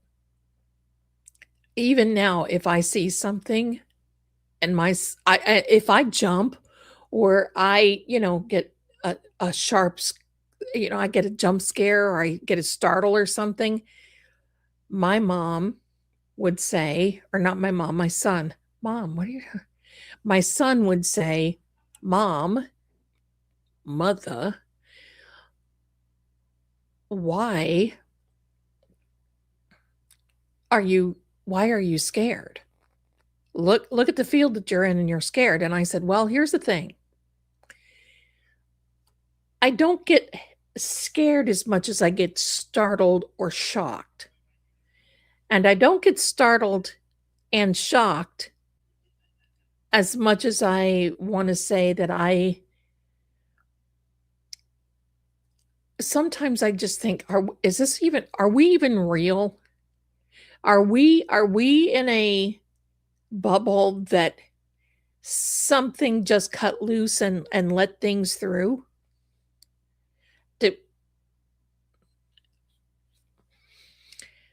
And sometimes I have to stop and think. I've seen a lot. And I just have to, right? A scarecrow that lets out a yell when he gets torched. And nobody knows. Nobody knows what's going on. Nobody knows.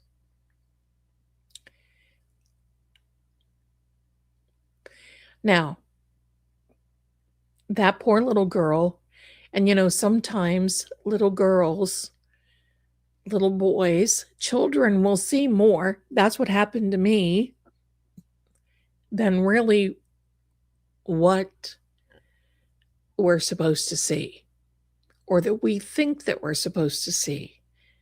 And because it's not the normal, we try to curtail it, like that happened to me. And then it makes us question ourselves. The little girl was okay. I visited them 2 days after.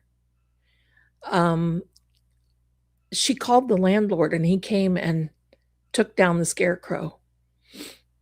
And I wanted to meet him, so I met him there because, it's like, oh, hi, I burned down your scarecrow, buddy. And I talked to him, and he said, "That's okay." He said, "We couldn't explain it." I said, "What do you mean, we?" And he said, "I noticed that it moved, but I thought maybe one of the kids went out, was playing with it, and tried to set it back up." So he couldn't really explain it either. No, I have a special torch for things like that. I don't care. I don't flip my Bic. Hello, I have a Bic in the car. There's I'm the weirdest thing. I have little tool kit type stuff. Iron, fire, blessed water, blessed oil, salt, you name it, sigils. What was in the scarecrow, as far as I know, it was hay. Hay. As far as I know, it was hay. I didn't stop to ask him. So that was the part of the story. And then after that, Officer Handsome and I saw each other for, I don't know, a couple or three more times. He was busy. I was busy. I respected him a lot. He was a very good officer. But then I kind of broke it off with him because I'm thinking, gee whiz, if he has to call me and I call him out on every type somebody sees some anomaly or something ominous happen or whatever, that can really mess things up. And he obviously couldn't handle it, and I didn't want to do that to him. But I'm going to tell you, there was no future with the man anyway. He was just really nice and a lot of fun, but we never really dated. He was either always in uniform, going on duty, off duty, sitting and having pie somewhere along the way. We ate at Loretta Lynn's buffet one time, at the Bean Pot going into Nashville, Tennessee. You know what I mean? I didn't have that many boyfriends. Because I kept them all away from me. Because I would date, or if I would get married, they didn't like what I did. And they would just want to hold me back and all these things. And it just didn't work. And why put somebody through that? I don't think it's fair for anybody. So, my darlings, that is the second part of the story. He was good eye candy. He was nice. I'll tell you who he looked like. The Star Trek that had, let's see, Officer Picard, and there was the second lieutenant. What was his name? The dark hair one that was tall. He kind of favored him. Yeah. I kind of favored him. He was nice looking. Riker, Officer Riker. That's right. But I didn't, it's never with me, it's never been the looks. Never been the looks. It's always been who they are. It's not who he is, it was what. Right? So it just didn't. It's not that we didn't like each other. It was just that this thing that was starting to, like scarecrows and zombies and cemeteries and other crap that was going on, phantom horses and all these other things. I just never got attached. I would never allow myself for that reason, because this is something I could never get rid of. So that's the way it is. He was nice, but the last time I heard that he quit the force. So I think it was something that was some people just can't cut it. Some people just can't cut it. And that's the hard part. As far as the officer part, he was excellent. but he had to leave. It just wasn't his bag. And then with all the stuff that was going on with me and that he could not handle, I think, the recognition. And I didn't have much then. And I mean, I still don't, but I didn't, it was even less then because I wasn't on YouTube. There was no YouTube. I was on Psychic Lines and I did a few, and I was kind of known in the area for paranormal. Hello, this is Shaggy Noodle bringing his noodle factory to the live stream. But what are you going to do? You can't force people to accept what it is that you do. And I wouldn't want to if I could, because it wouldn't be real. Let me see if we got everybody here. We did not. Patricia has become a member. Thank you so much. Thank you. Thank you. Patty, for 14 months. Has it been that long, my darling? Thank you so much. And my dear darling D Hunter has become a YouTube member. Thank you. Thank you. Thank you. It's the noodle maker. It's the noodle maker. So did I feel bad that I set somebody's scarecrow ablaze? No. Listen, evil entities, you don't go around scaring kids and animals.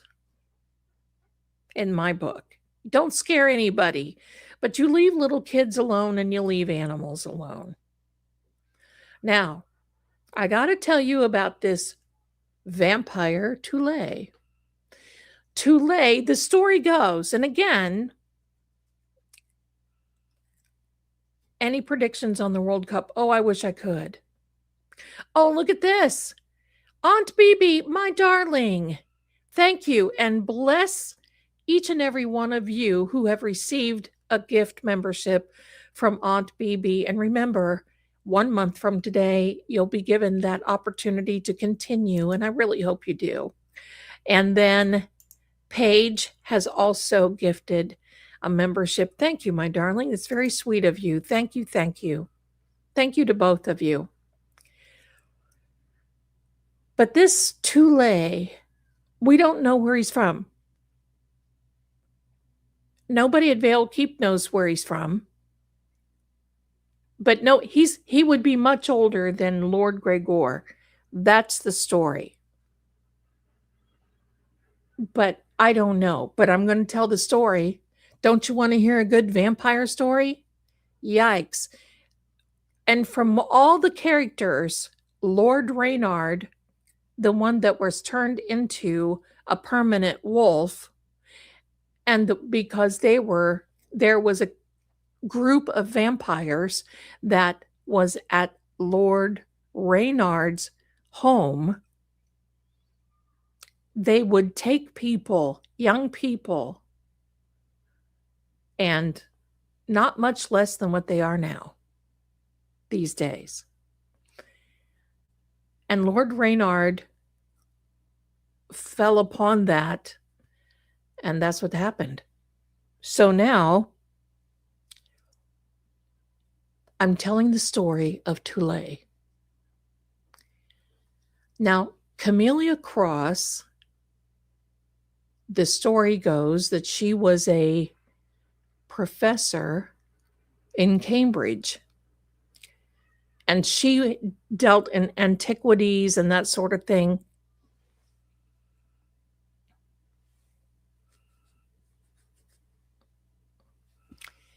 I'm just telling the story like I'm told. And this last time, the story that I've been told this last time, Tule was not a good vampire. He was not a good guy. He was like a monster. And especially in the 1700s, he was literally a monster, just grabbing people right off the streets. Like you'd be walking down the street and he would just grab somebody and boom, they'd be gone. So I'm telling that story. So here's the thing. It's these stories I'm going to try to come out bi-weekly on the channels. So that way it gives me time enough so I'm not putting out a story that you go, Zelda, that was a stretch. That looked horrible. Somebody's hand was coming out of their head and it should not have looked that way. So anyway, well, my darling Yvonne, this is on another channel that I have. It's called the Crosse or the Cross Chronicles. Might as well tell it. On the tubes of you, they are really, really going after Netflix hard and hungry. They want bingeable content.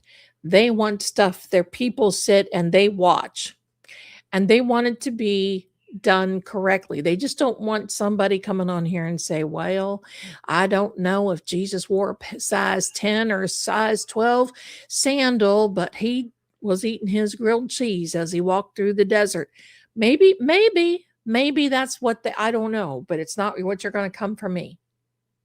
Not what you're going to come from me. So if you do want to see those channels, they are in the descriptions of True Oracle and of here. So I was commissioned, but I got to just tell you this. I'm going to tell you my goal. First of all, are you all, because we're right around Mercury retrograde starting now. And some of these cases, not now, but it's very soon. Some of these cases that we are watching, my darlings, wow.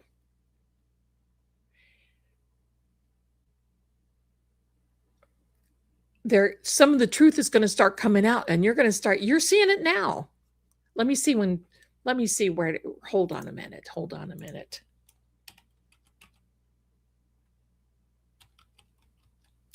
Mercury retrograde begins on June 29th. So it's next Monday. We are in the shadow period and it goes until July 23rd. It's an emotionally sensitive Cancer, in the sign of Cancer. So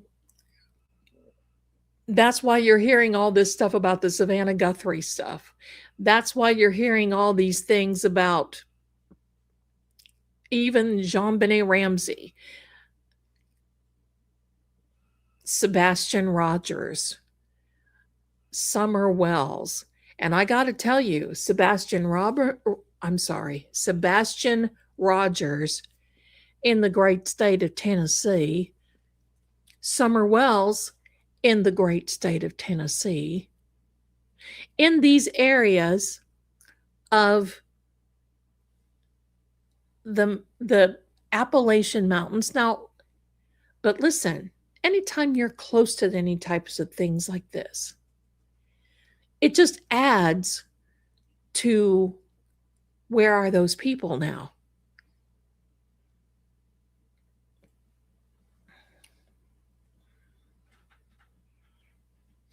I heard about that case out of Buckeye, Arizona, my darling, that young man missing. Poor Sebastian and poor Summer. That's absolutely right. Today's 17 years ago, we did lose Michael Jackson. We sure did. I loved his music. But as far as that, do you feel that Summer or Sebastian will ever be found? No, I don't. No. It's not impossible to charge someone. I'm not a lawyer. It's not impossible to charge someone when there's no body found. But we just have to see. This whole Savannah Guthrie, Nancy Guthrie case, I'm starting to call it Savannah Guthrie because it seems like it's all about her. Sorry, that's my opinion. And watch now for the Karen Reed case. I heard today that Michael Proctor The proctologist, Michael Proctor, walked out of his deposition because he had an anxiety attack. He's going to do everything that there possibly is so he does not have to testify or be deposed. And he needs to be cautious. And that's not a threat. I'm just saying, look at his text and look at the environment that we live in. I would be, if I said those things and walked out in public, I would be very cautious. Do I feel that Proctor is not going to be able to come forward and do much? Yes. Don't look for him too much. At this point, he's probably going to go off his rocker. A lot more things are going to come out. And quite frankly, that's the only thing that he can do, unless he does something worse, which I don't want that to happen to anyone. So Proctor is an issue. Colin Albert is an issue.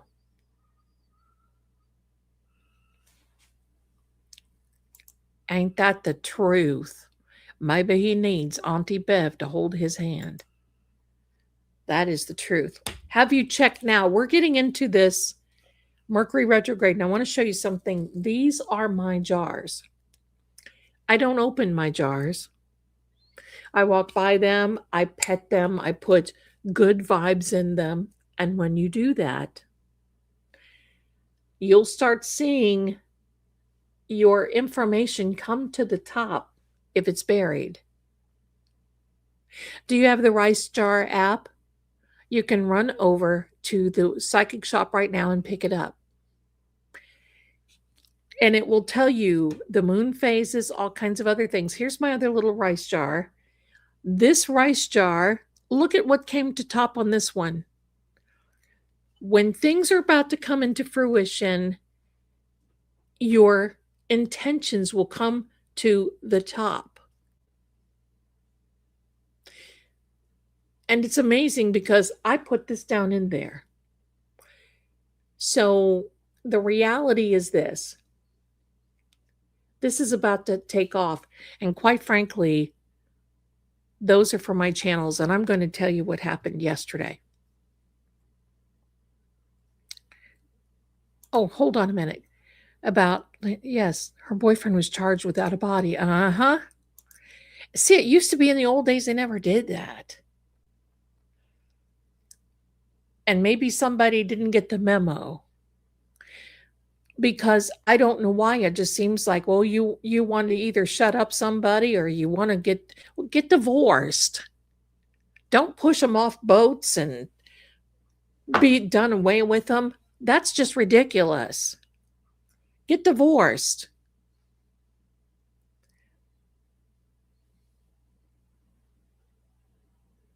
My darling, you have a purpose, my darling Victory. Right? My gosh. That during those trials, it was every day. I've never seen a trial like Karen Reed's before in my life that I've ever read for. Nancy Guthrie is starting to get that way. Karen, something was happening every day. The judge was doing this, the prosecution was doing that. There was another motion, there was another this, there was another that. It's like, oh my gosh. But yeah.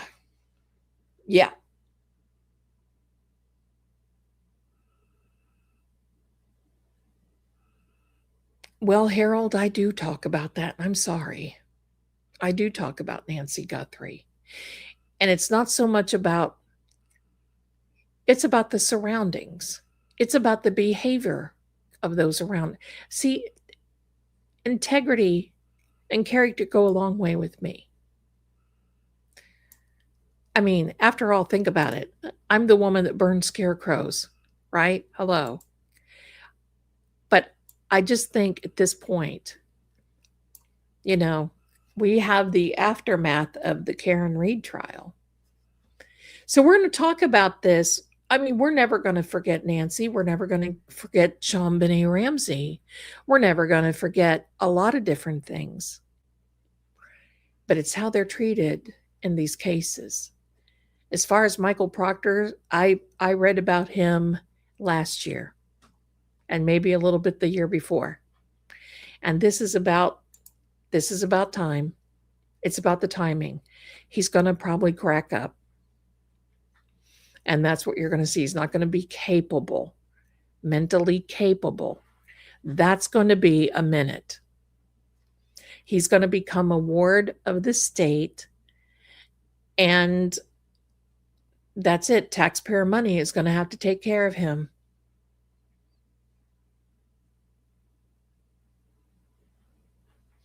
There could be other things that happen, but who knows? I'm not even going to go there. All right, my darlings, we've been here for 2 hours and 15 minutes. Does it seem that way? I don't think so. Let me check and see. Whoops.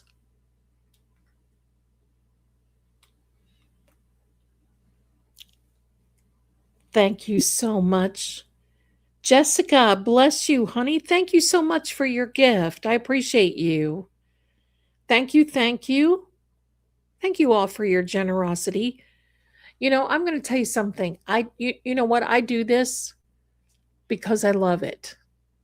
It's an opportunity. And I've got to tell you something that I'm just excited about things. And you should be too.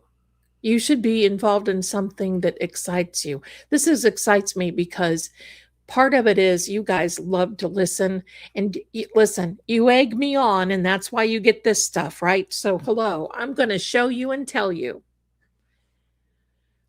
But I know you remember me telling that about a month ago now, 6 weeks ago maybe, there was an opportunity for me. And I think they thought, oh, there's Zelda, this old bag. She's not going to be able to do this stuff. Well, they gave me this free trial to this, this application studio. And I said, okay. And they're like, and I'm like, oh no, you just don't even know me. Get hello, pave the way. It's like the Red Sea. I'm going to be coming through, and I'm going to do all my research and everything. You've been seeing the movie that's been coming out on Vale Haven. And you're going to see this one coming out on the Crosse Files.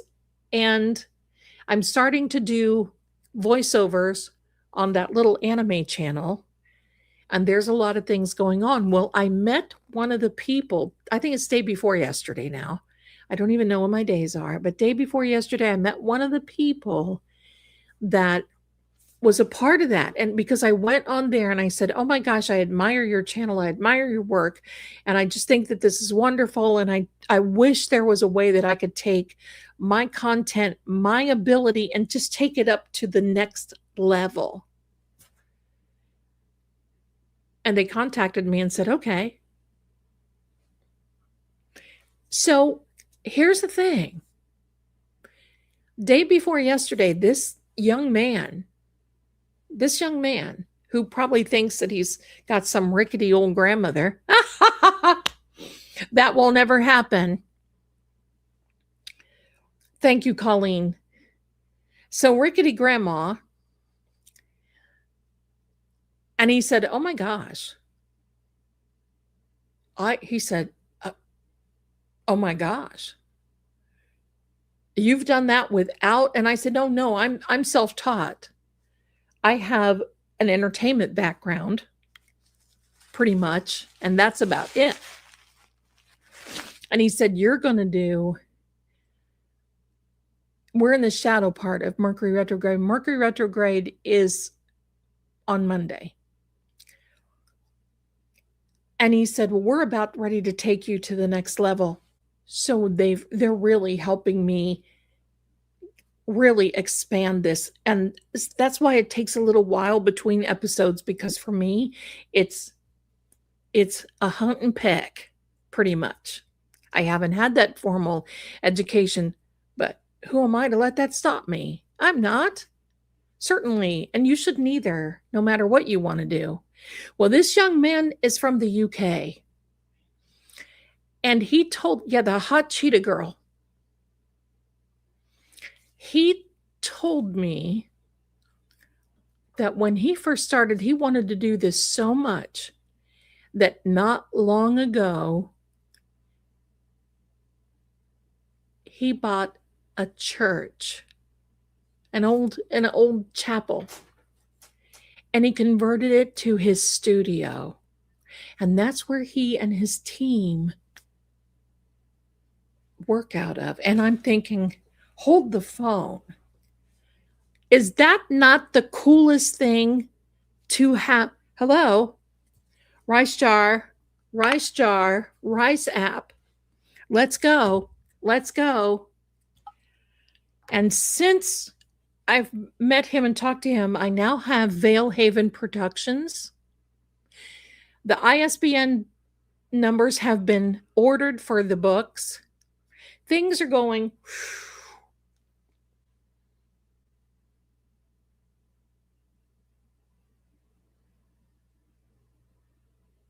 Well, first of all, if you got so much going on that you've got so much going on,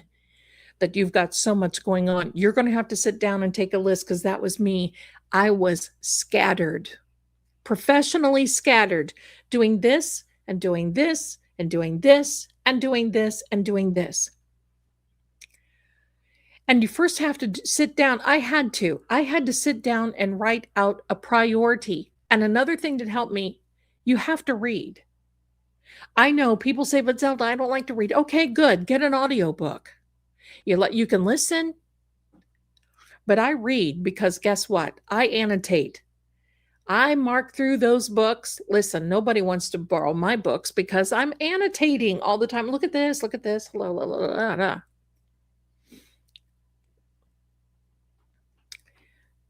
And when you, and I'll tell you what, this is an inspiration. I met this woman. I didn't even know who she was at the time. I was a dingbat.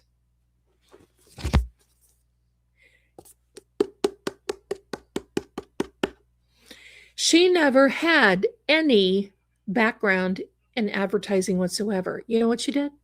She went to college to be a method actor. And you know what? When you look at all of her ads, she put these ads together that were in the 70s. Do you remember all those? Remember all those great ads that we had, those commercials that we would sing along to, that we still remember? I can't believe that I was dense, but I was young.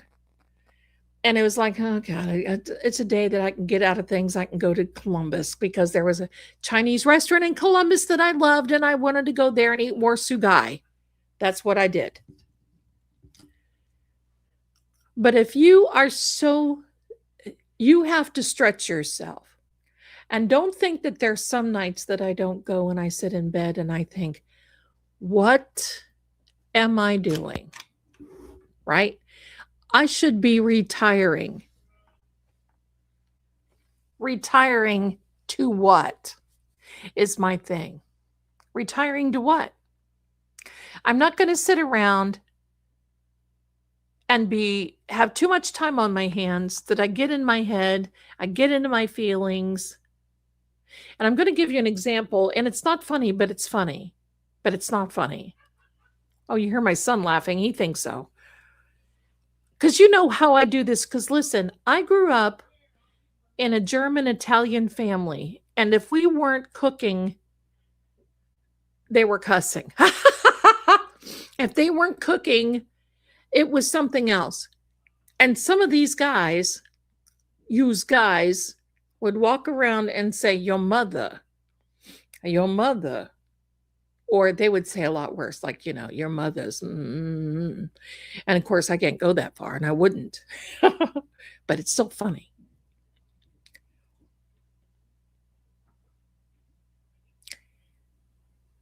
Someone came on my channel in the chat the other day and said, Zelda, I used to love your channel, but I don't love it anymore, because the way you say mother triggered me. Sorry, that shaggy noodle makes my nose.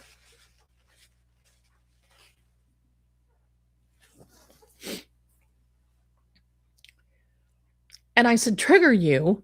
She goes, yeah, I have to leave because I never had a relationship with my mother. And that just triggered me. And I just couldn't handle it. Now, I felt bad for her for that. But she said, I have to leave you because you're making too much light of this. And I said, you do realize that if you allow yourself to get triggered over something like that, you're never going to be not triggered. You do realize that, don't you? And she's like, well, you don't have to worry about it anymore because I'm going to leave. For those people who constantly feel that they either need a platform to announce what they're going to do or they need to becoming a victim, please move elsewhere. Don't come here. We are not victims. We are victors. We do not need a platform to bellyache, whine, and moan.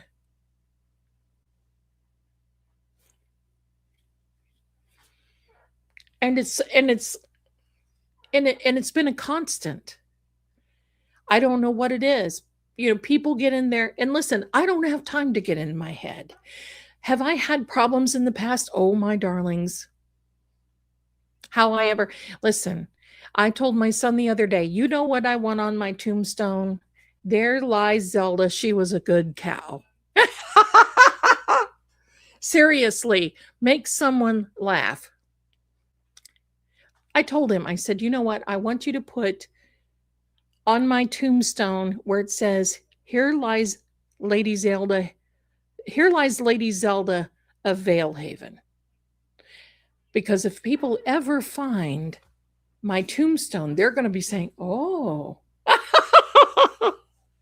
And I'll be laughing no matter where I am. That's how, here lies Zelda. She was a good cow. Because why not? Right? I mean, and believe me, there's some times that I sit here and I think, what am I doing? I have all this equipment. I'm going to take a picture one of these days and you guys are going to see my studio. Microphones, keyboards, monitors, laptops, different iPads, this, that, a P-pad. No. All kinds of things.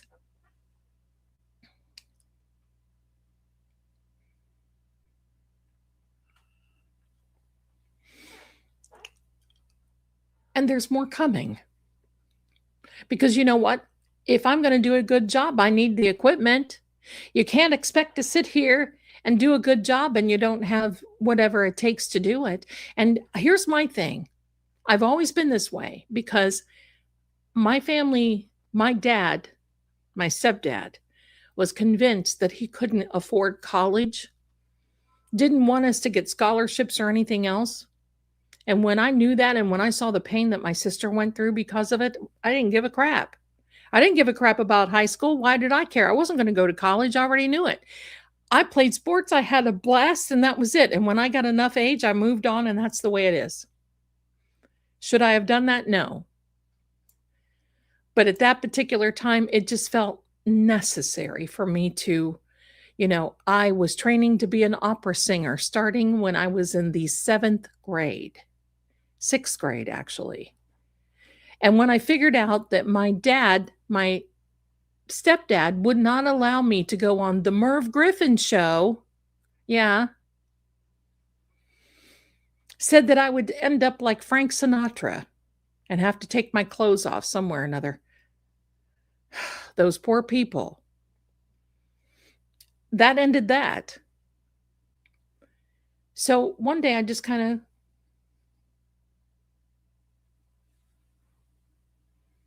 drifted on. And I've not looked back. And that's the way I needed to do it. So at this point, I want to encourage you. If there is something that you want to do and it's in your heart, don't allow the idea that you may not know how to do it, because there's always a way. If you're supposed to do something, there's always a way. God will provide. All you have to do is make the way Put the intention in. Be thankful. Be grateful. And the way will come. So I'm serious. I'm serious. People will allow the money to stop them. Well, I don't have the money to become this or that. Well, you don't need the money. When you do what you love, the money or the opportunity will follow. See, people think, oh, hello. How are you? People think that, okay, thank you. This is Paranormal Petey. Petey Pink Nose. Look at him looking at the scarecrow. But people think that an opportunity, it just will, you don't want to look for excuses not to do what it is that you love.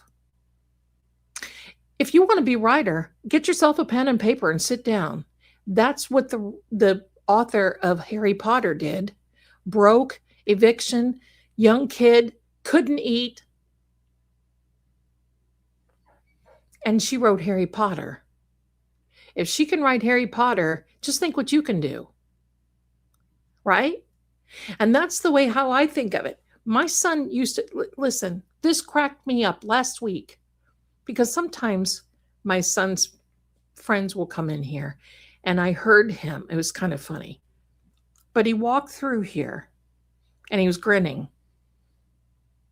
You know how, and my son sometimes thinks that he's my dad these days. I tell him that, but that's okay. You know, mom's gone wild type thing. Hello. He walks through here and he's smirking. And I'm like, wait, what is this? And he said, if you would have asked me, I heard him telling his girlfriend, if you would have asked me if I would stand here and watch my mom, my mother, put up the lights and prepare for a live stream and do all the research that she does and spend a couple of days getting all the visuals done and doing all this other stuff and hello, cats, whatever. He said, I would never have believed you. He said, and my mom is in front of the camera in front of not hundreds, but thousands of people. And that's true, my darling, because we've reached double digits, thousands of people that watch us.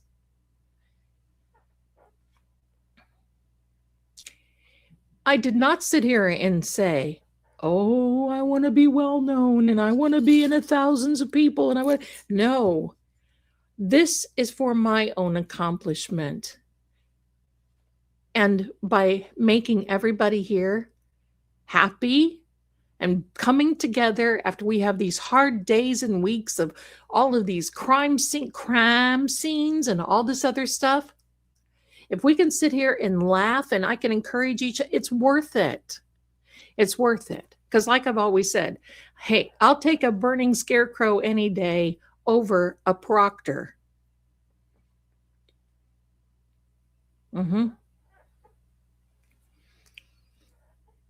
But I want to tell each and every one of you now, you go for it. You do your videos. You write the books. You cook. You do the recipes. Who knows? This young girl she could be the next Paula Deen that was coming out. Who knows?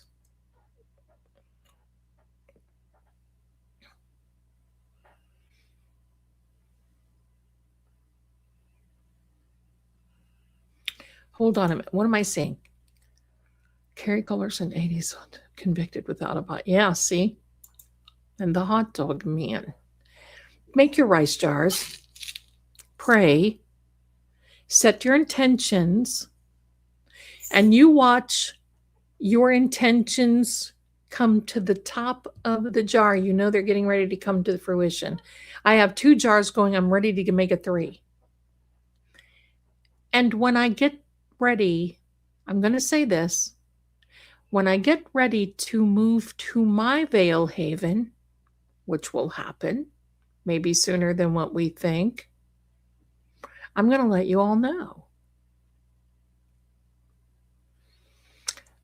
When you start opening doors and you start becoming a manifestation magnet, you're going to see what happens. It's not just one thing.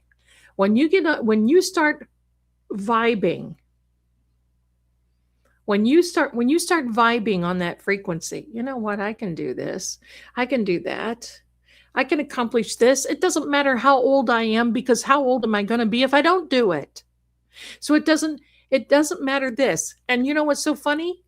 This young man that I met that's got, I mean, he's wonderful, that he bought this church and he renovated it. How cool is that? It's the Enya thing. Enya bought this old Irish castle. She never got married. She's got 12 cats. Hello, I love her already. And she writes music.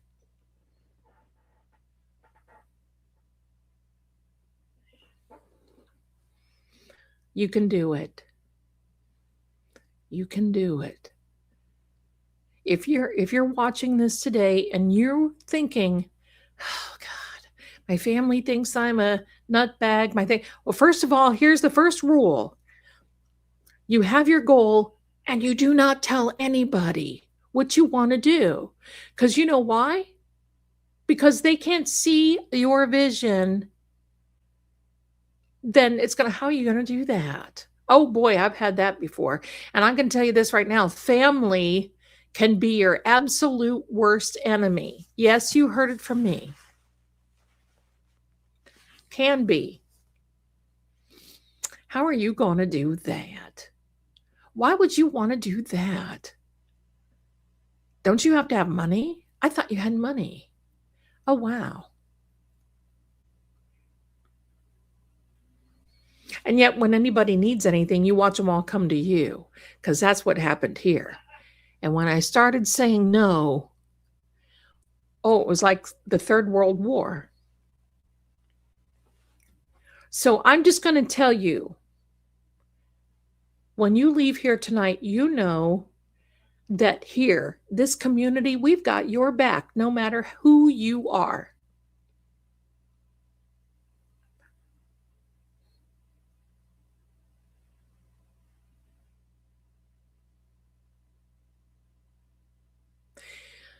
Well, Kismet, I'm just going to tell you, I know it's so unfortunate, because you love family and you love friends. And you know what?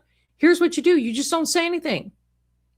The moment that you try not to convince anybody and you don't say anything and you don't show anybody what you're doing, you got to be an actress or an actor.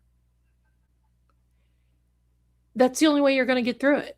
I had to be an actress for years, because I had things that bothered me about family. Oh my gosh, they think I'm a screwball. I'm out here doing what? Well, guess what? I've always made more money than my sister. I've always made more money than my brother-in-law. And it's not about money, because when you do what you love, listen, when you're on that vibe, when you're on that here, and you start vibing, I'm going to give you a warning. This is what you have to be careful about. It's not getting the opportunity. It's getting too much. And that's what started happening to me about 2 months ago. All this coming in, I was attracting, Zelda, will you please represent our bracelets? Zelda, would you please do this? Here, I want to collab with you with this. I want to do this. I want you to do this. Will you do this? Will you do that? Whoa. And you have to just get yourself in that place where you can say, listen, I'm on my own little planet. I don't allow the economy to bother me, because I create my own economy. That's your mindset. That's your mindset. You can never say anything to anybody. Nothing. You go about your business. You work. And then one day when that door opens, you go through it and you never look back. For me, the best thing, it wasn't picking the knives out of my back. That's for sure. It was knowing that when I did make it and continue to make it, that those people are like, oh, how'd she do that? I put myself through college. I went to university when I was 50 years old. I didn't have to because I had a lot of education before that. I have my doctorate in metaphysical sciences. I did all the things, and I'm still doing it. Don't let anybody tell you that you cannot.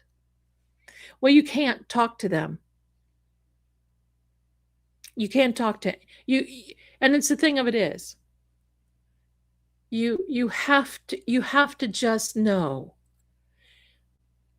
that these people are not going to live your life. They're not going to come to your rescue.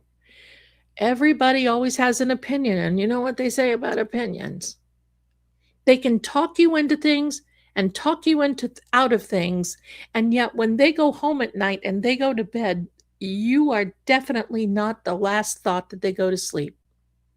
And yet they plant enough seed in your head that when you're laying there at 3:15 in the morning thinking, oh my God, I should have done this. Oh my God, I should have done that. Why didn't I do that? I made this big mistake. Why didn't I say this? They're snoozing it up, having a good rest, getting up the next morning, patting themselves on the back for messing your life up and thinking that they did good for you. That has always cracked me up. You have to put yourself, and it's not a sin to put yourself ahead. It's actually biblical. You have to take care of yourself first, because if you don't, how are you going to take care of anybody else? You have to make sure that everything, all your little ducks are in a row. And you're going to have to make sure that at the end of the day, when you go to bed, you can sit there and watch the documentaries about Jesus eating a grilled cheese sandwich if you want to. It doesn't make any difference because you are in a good space, right? And you are preparing for this brand new life. And you know what? Sometimes it does take years. It's a couple of things that took me years.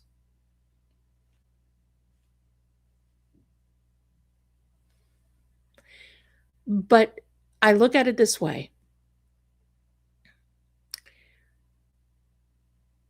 Sometimes we're not ready for things. Or sometimes, listen, it's not all about you and it's not all about me sometimes.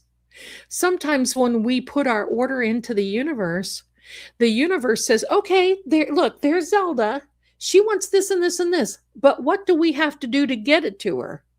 Well, they're not going to knock everybody down and push everybody to the side. Maybe they have to create an opportunity for these people over here so they leave their situation or their circumstance, so that way it opens a door for you. That's the perfect world to be in. That's when you have to say, well, I've got a client right now, and if you're watching, you know I'll beat you up if you call me tomorrow and say, verbally, hello. I'm not that way, but you know I'm kidding. Who will call me up? Oh, I'm feeling great, Zelda. I'm feeling great. I'm manifesting. I'm doing all these things. And the most hilarious part about this is that I'm fine. I'm fine. There's a man that I want, but I'm fine. I'm fine. 2 days later, you know what? I didn't want that so-and-so anyway. Now, wait a minute. You just put your order into the universe. I know, but it doesn't feel like he's coming.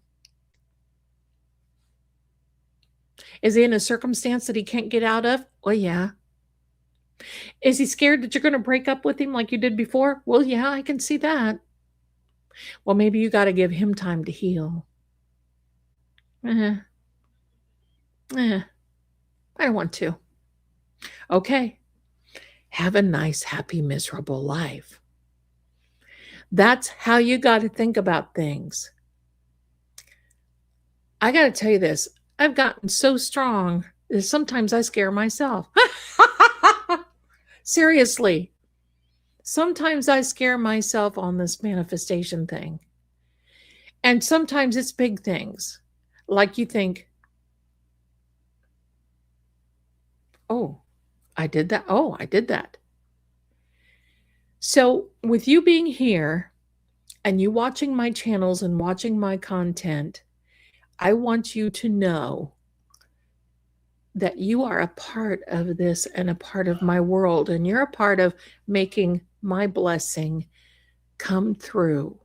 And if I can encourage you to do the same, whatever it is that you want to do, it could be out hooving cows, it could be out planting fields, it could be the next Paula Deen, it could be wherever you want to be.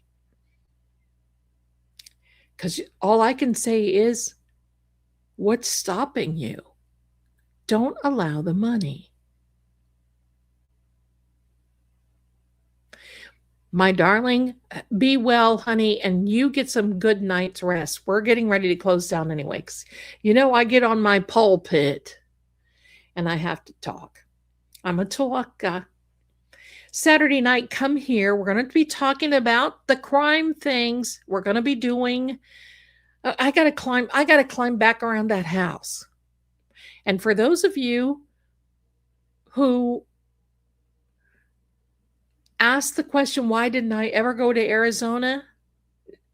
Does this answer your question now? That Savannah is all over the internet? I called the police on the YouTubers. Does it not matter to you, madam, that those YouTubers were out looking for your mama? When you possibly have family within a 4-mile radius that could be possibly doing things like maybe just come up and give a bottle of water to these people?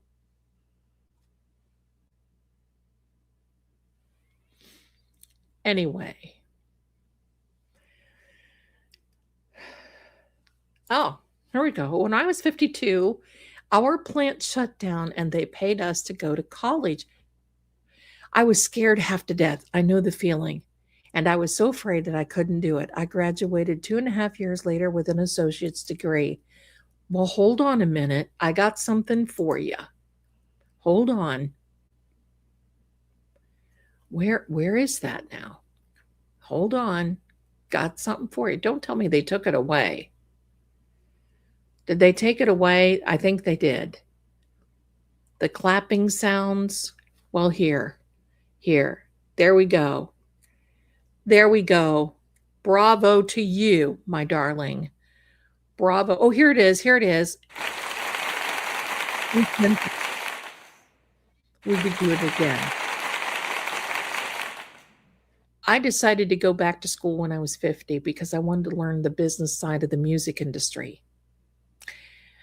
And when I went, I decided I don't like that. I took all my math courses at once. Don't tell me how many times I cried to my professor, just pass me, I don't care what you give me. And then I went on to study the human mind, the psychic, the parapsychology of the psychic, meaning when somebody says that the devil made me do it, could there be some truth in that? And then when the American, I believe, I'm not saying it correctly, so forgive me, but when the American, I think, whatever I don't know what they call it. It's some psychology standards. When they put obsession into diagnoses, that started opening my eyes. Because I always thought some things about Nick Reiner. Oh, I'm far from Pierce. Fierce or Pierce? I don't know. What would I say publicly if somebody kidnapped my mom? They couldn't broadcast. I would go ransom the movie on them. Listen, you think that I messed up my nails crawling up a ravine to get away from this zombie guy? I wouldn't be able to have my nails on because I would be tilling and scratching the earth looking for my mother. If I had the money, I would hire a company, a private company, and I know them. I know who they are, to go and start dragging the Colorado river. I would I would hire cadaver dogs. I would do all that. I would do all that. And quite frankly, I'm just going to tell you this. I believe childbirth is better when you're a little older.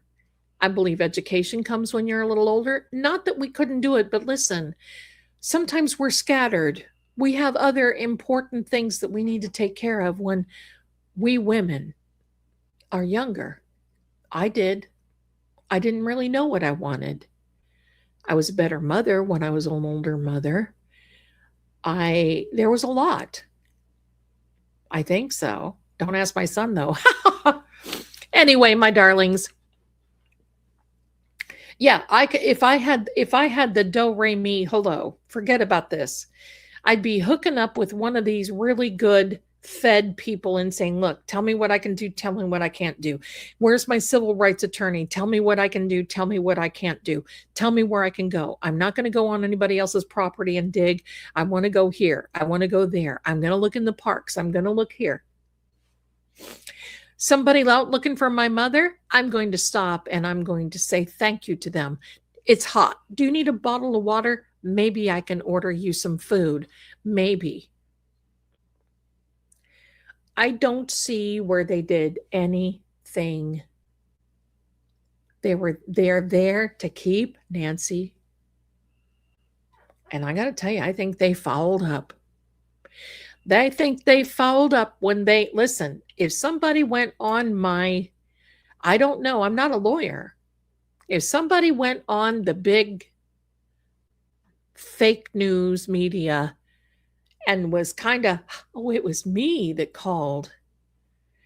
Well, nobody is sitting here clapping their hands because you did that. I'm sorry. Snark. Nobody's sitting here saying bravo to you because you called the police on somebody who's trying to find your mom. We all make mistakes. But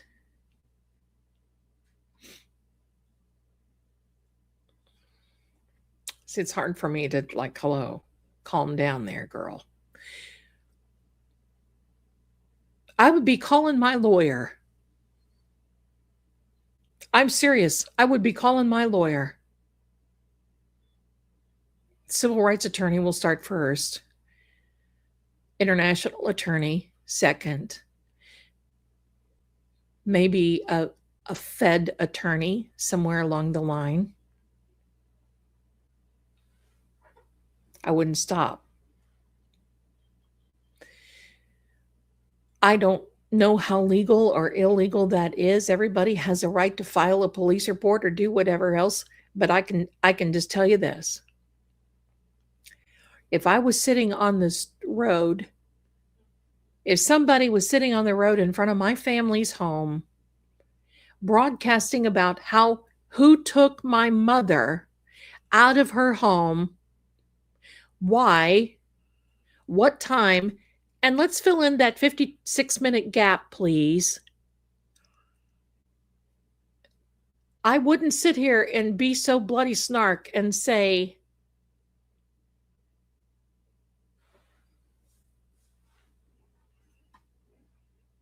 and the neighbors?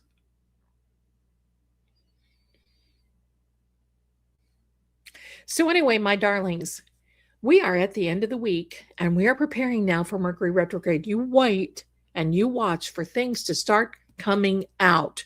I can't wait for that.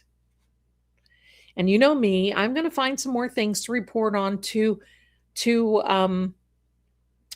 read on, and everything else in between. And I can't tell you how much I love you guys and that I love to have you here. And I just love it that you put up with my stories that I just think are so amazing and so wonderful, because to me they are.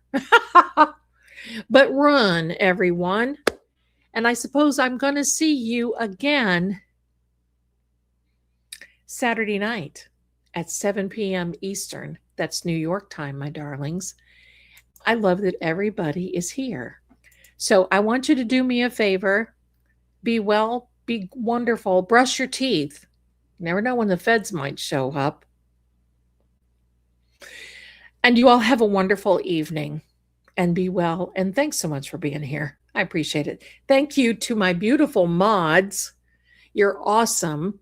And thank you so much to True Oracle for also hosting this. You be well, and I'll see you again very soon. Say goodnight, everyone. Good night.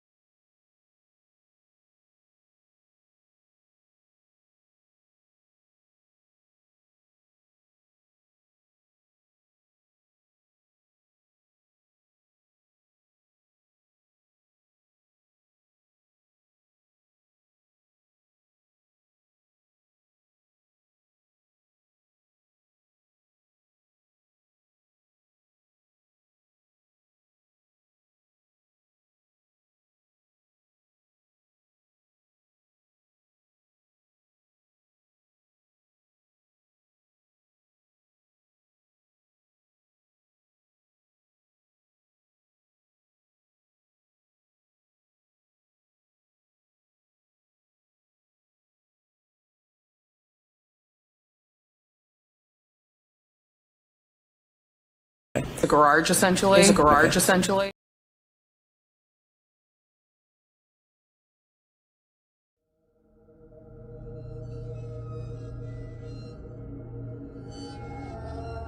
And so, the lantern fades, but the shadows remain. This story may end here, or perhaps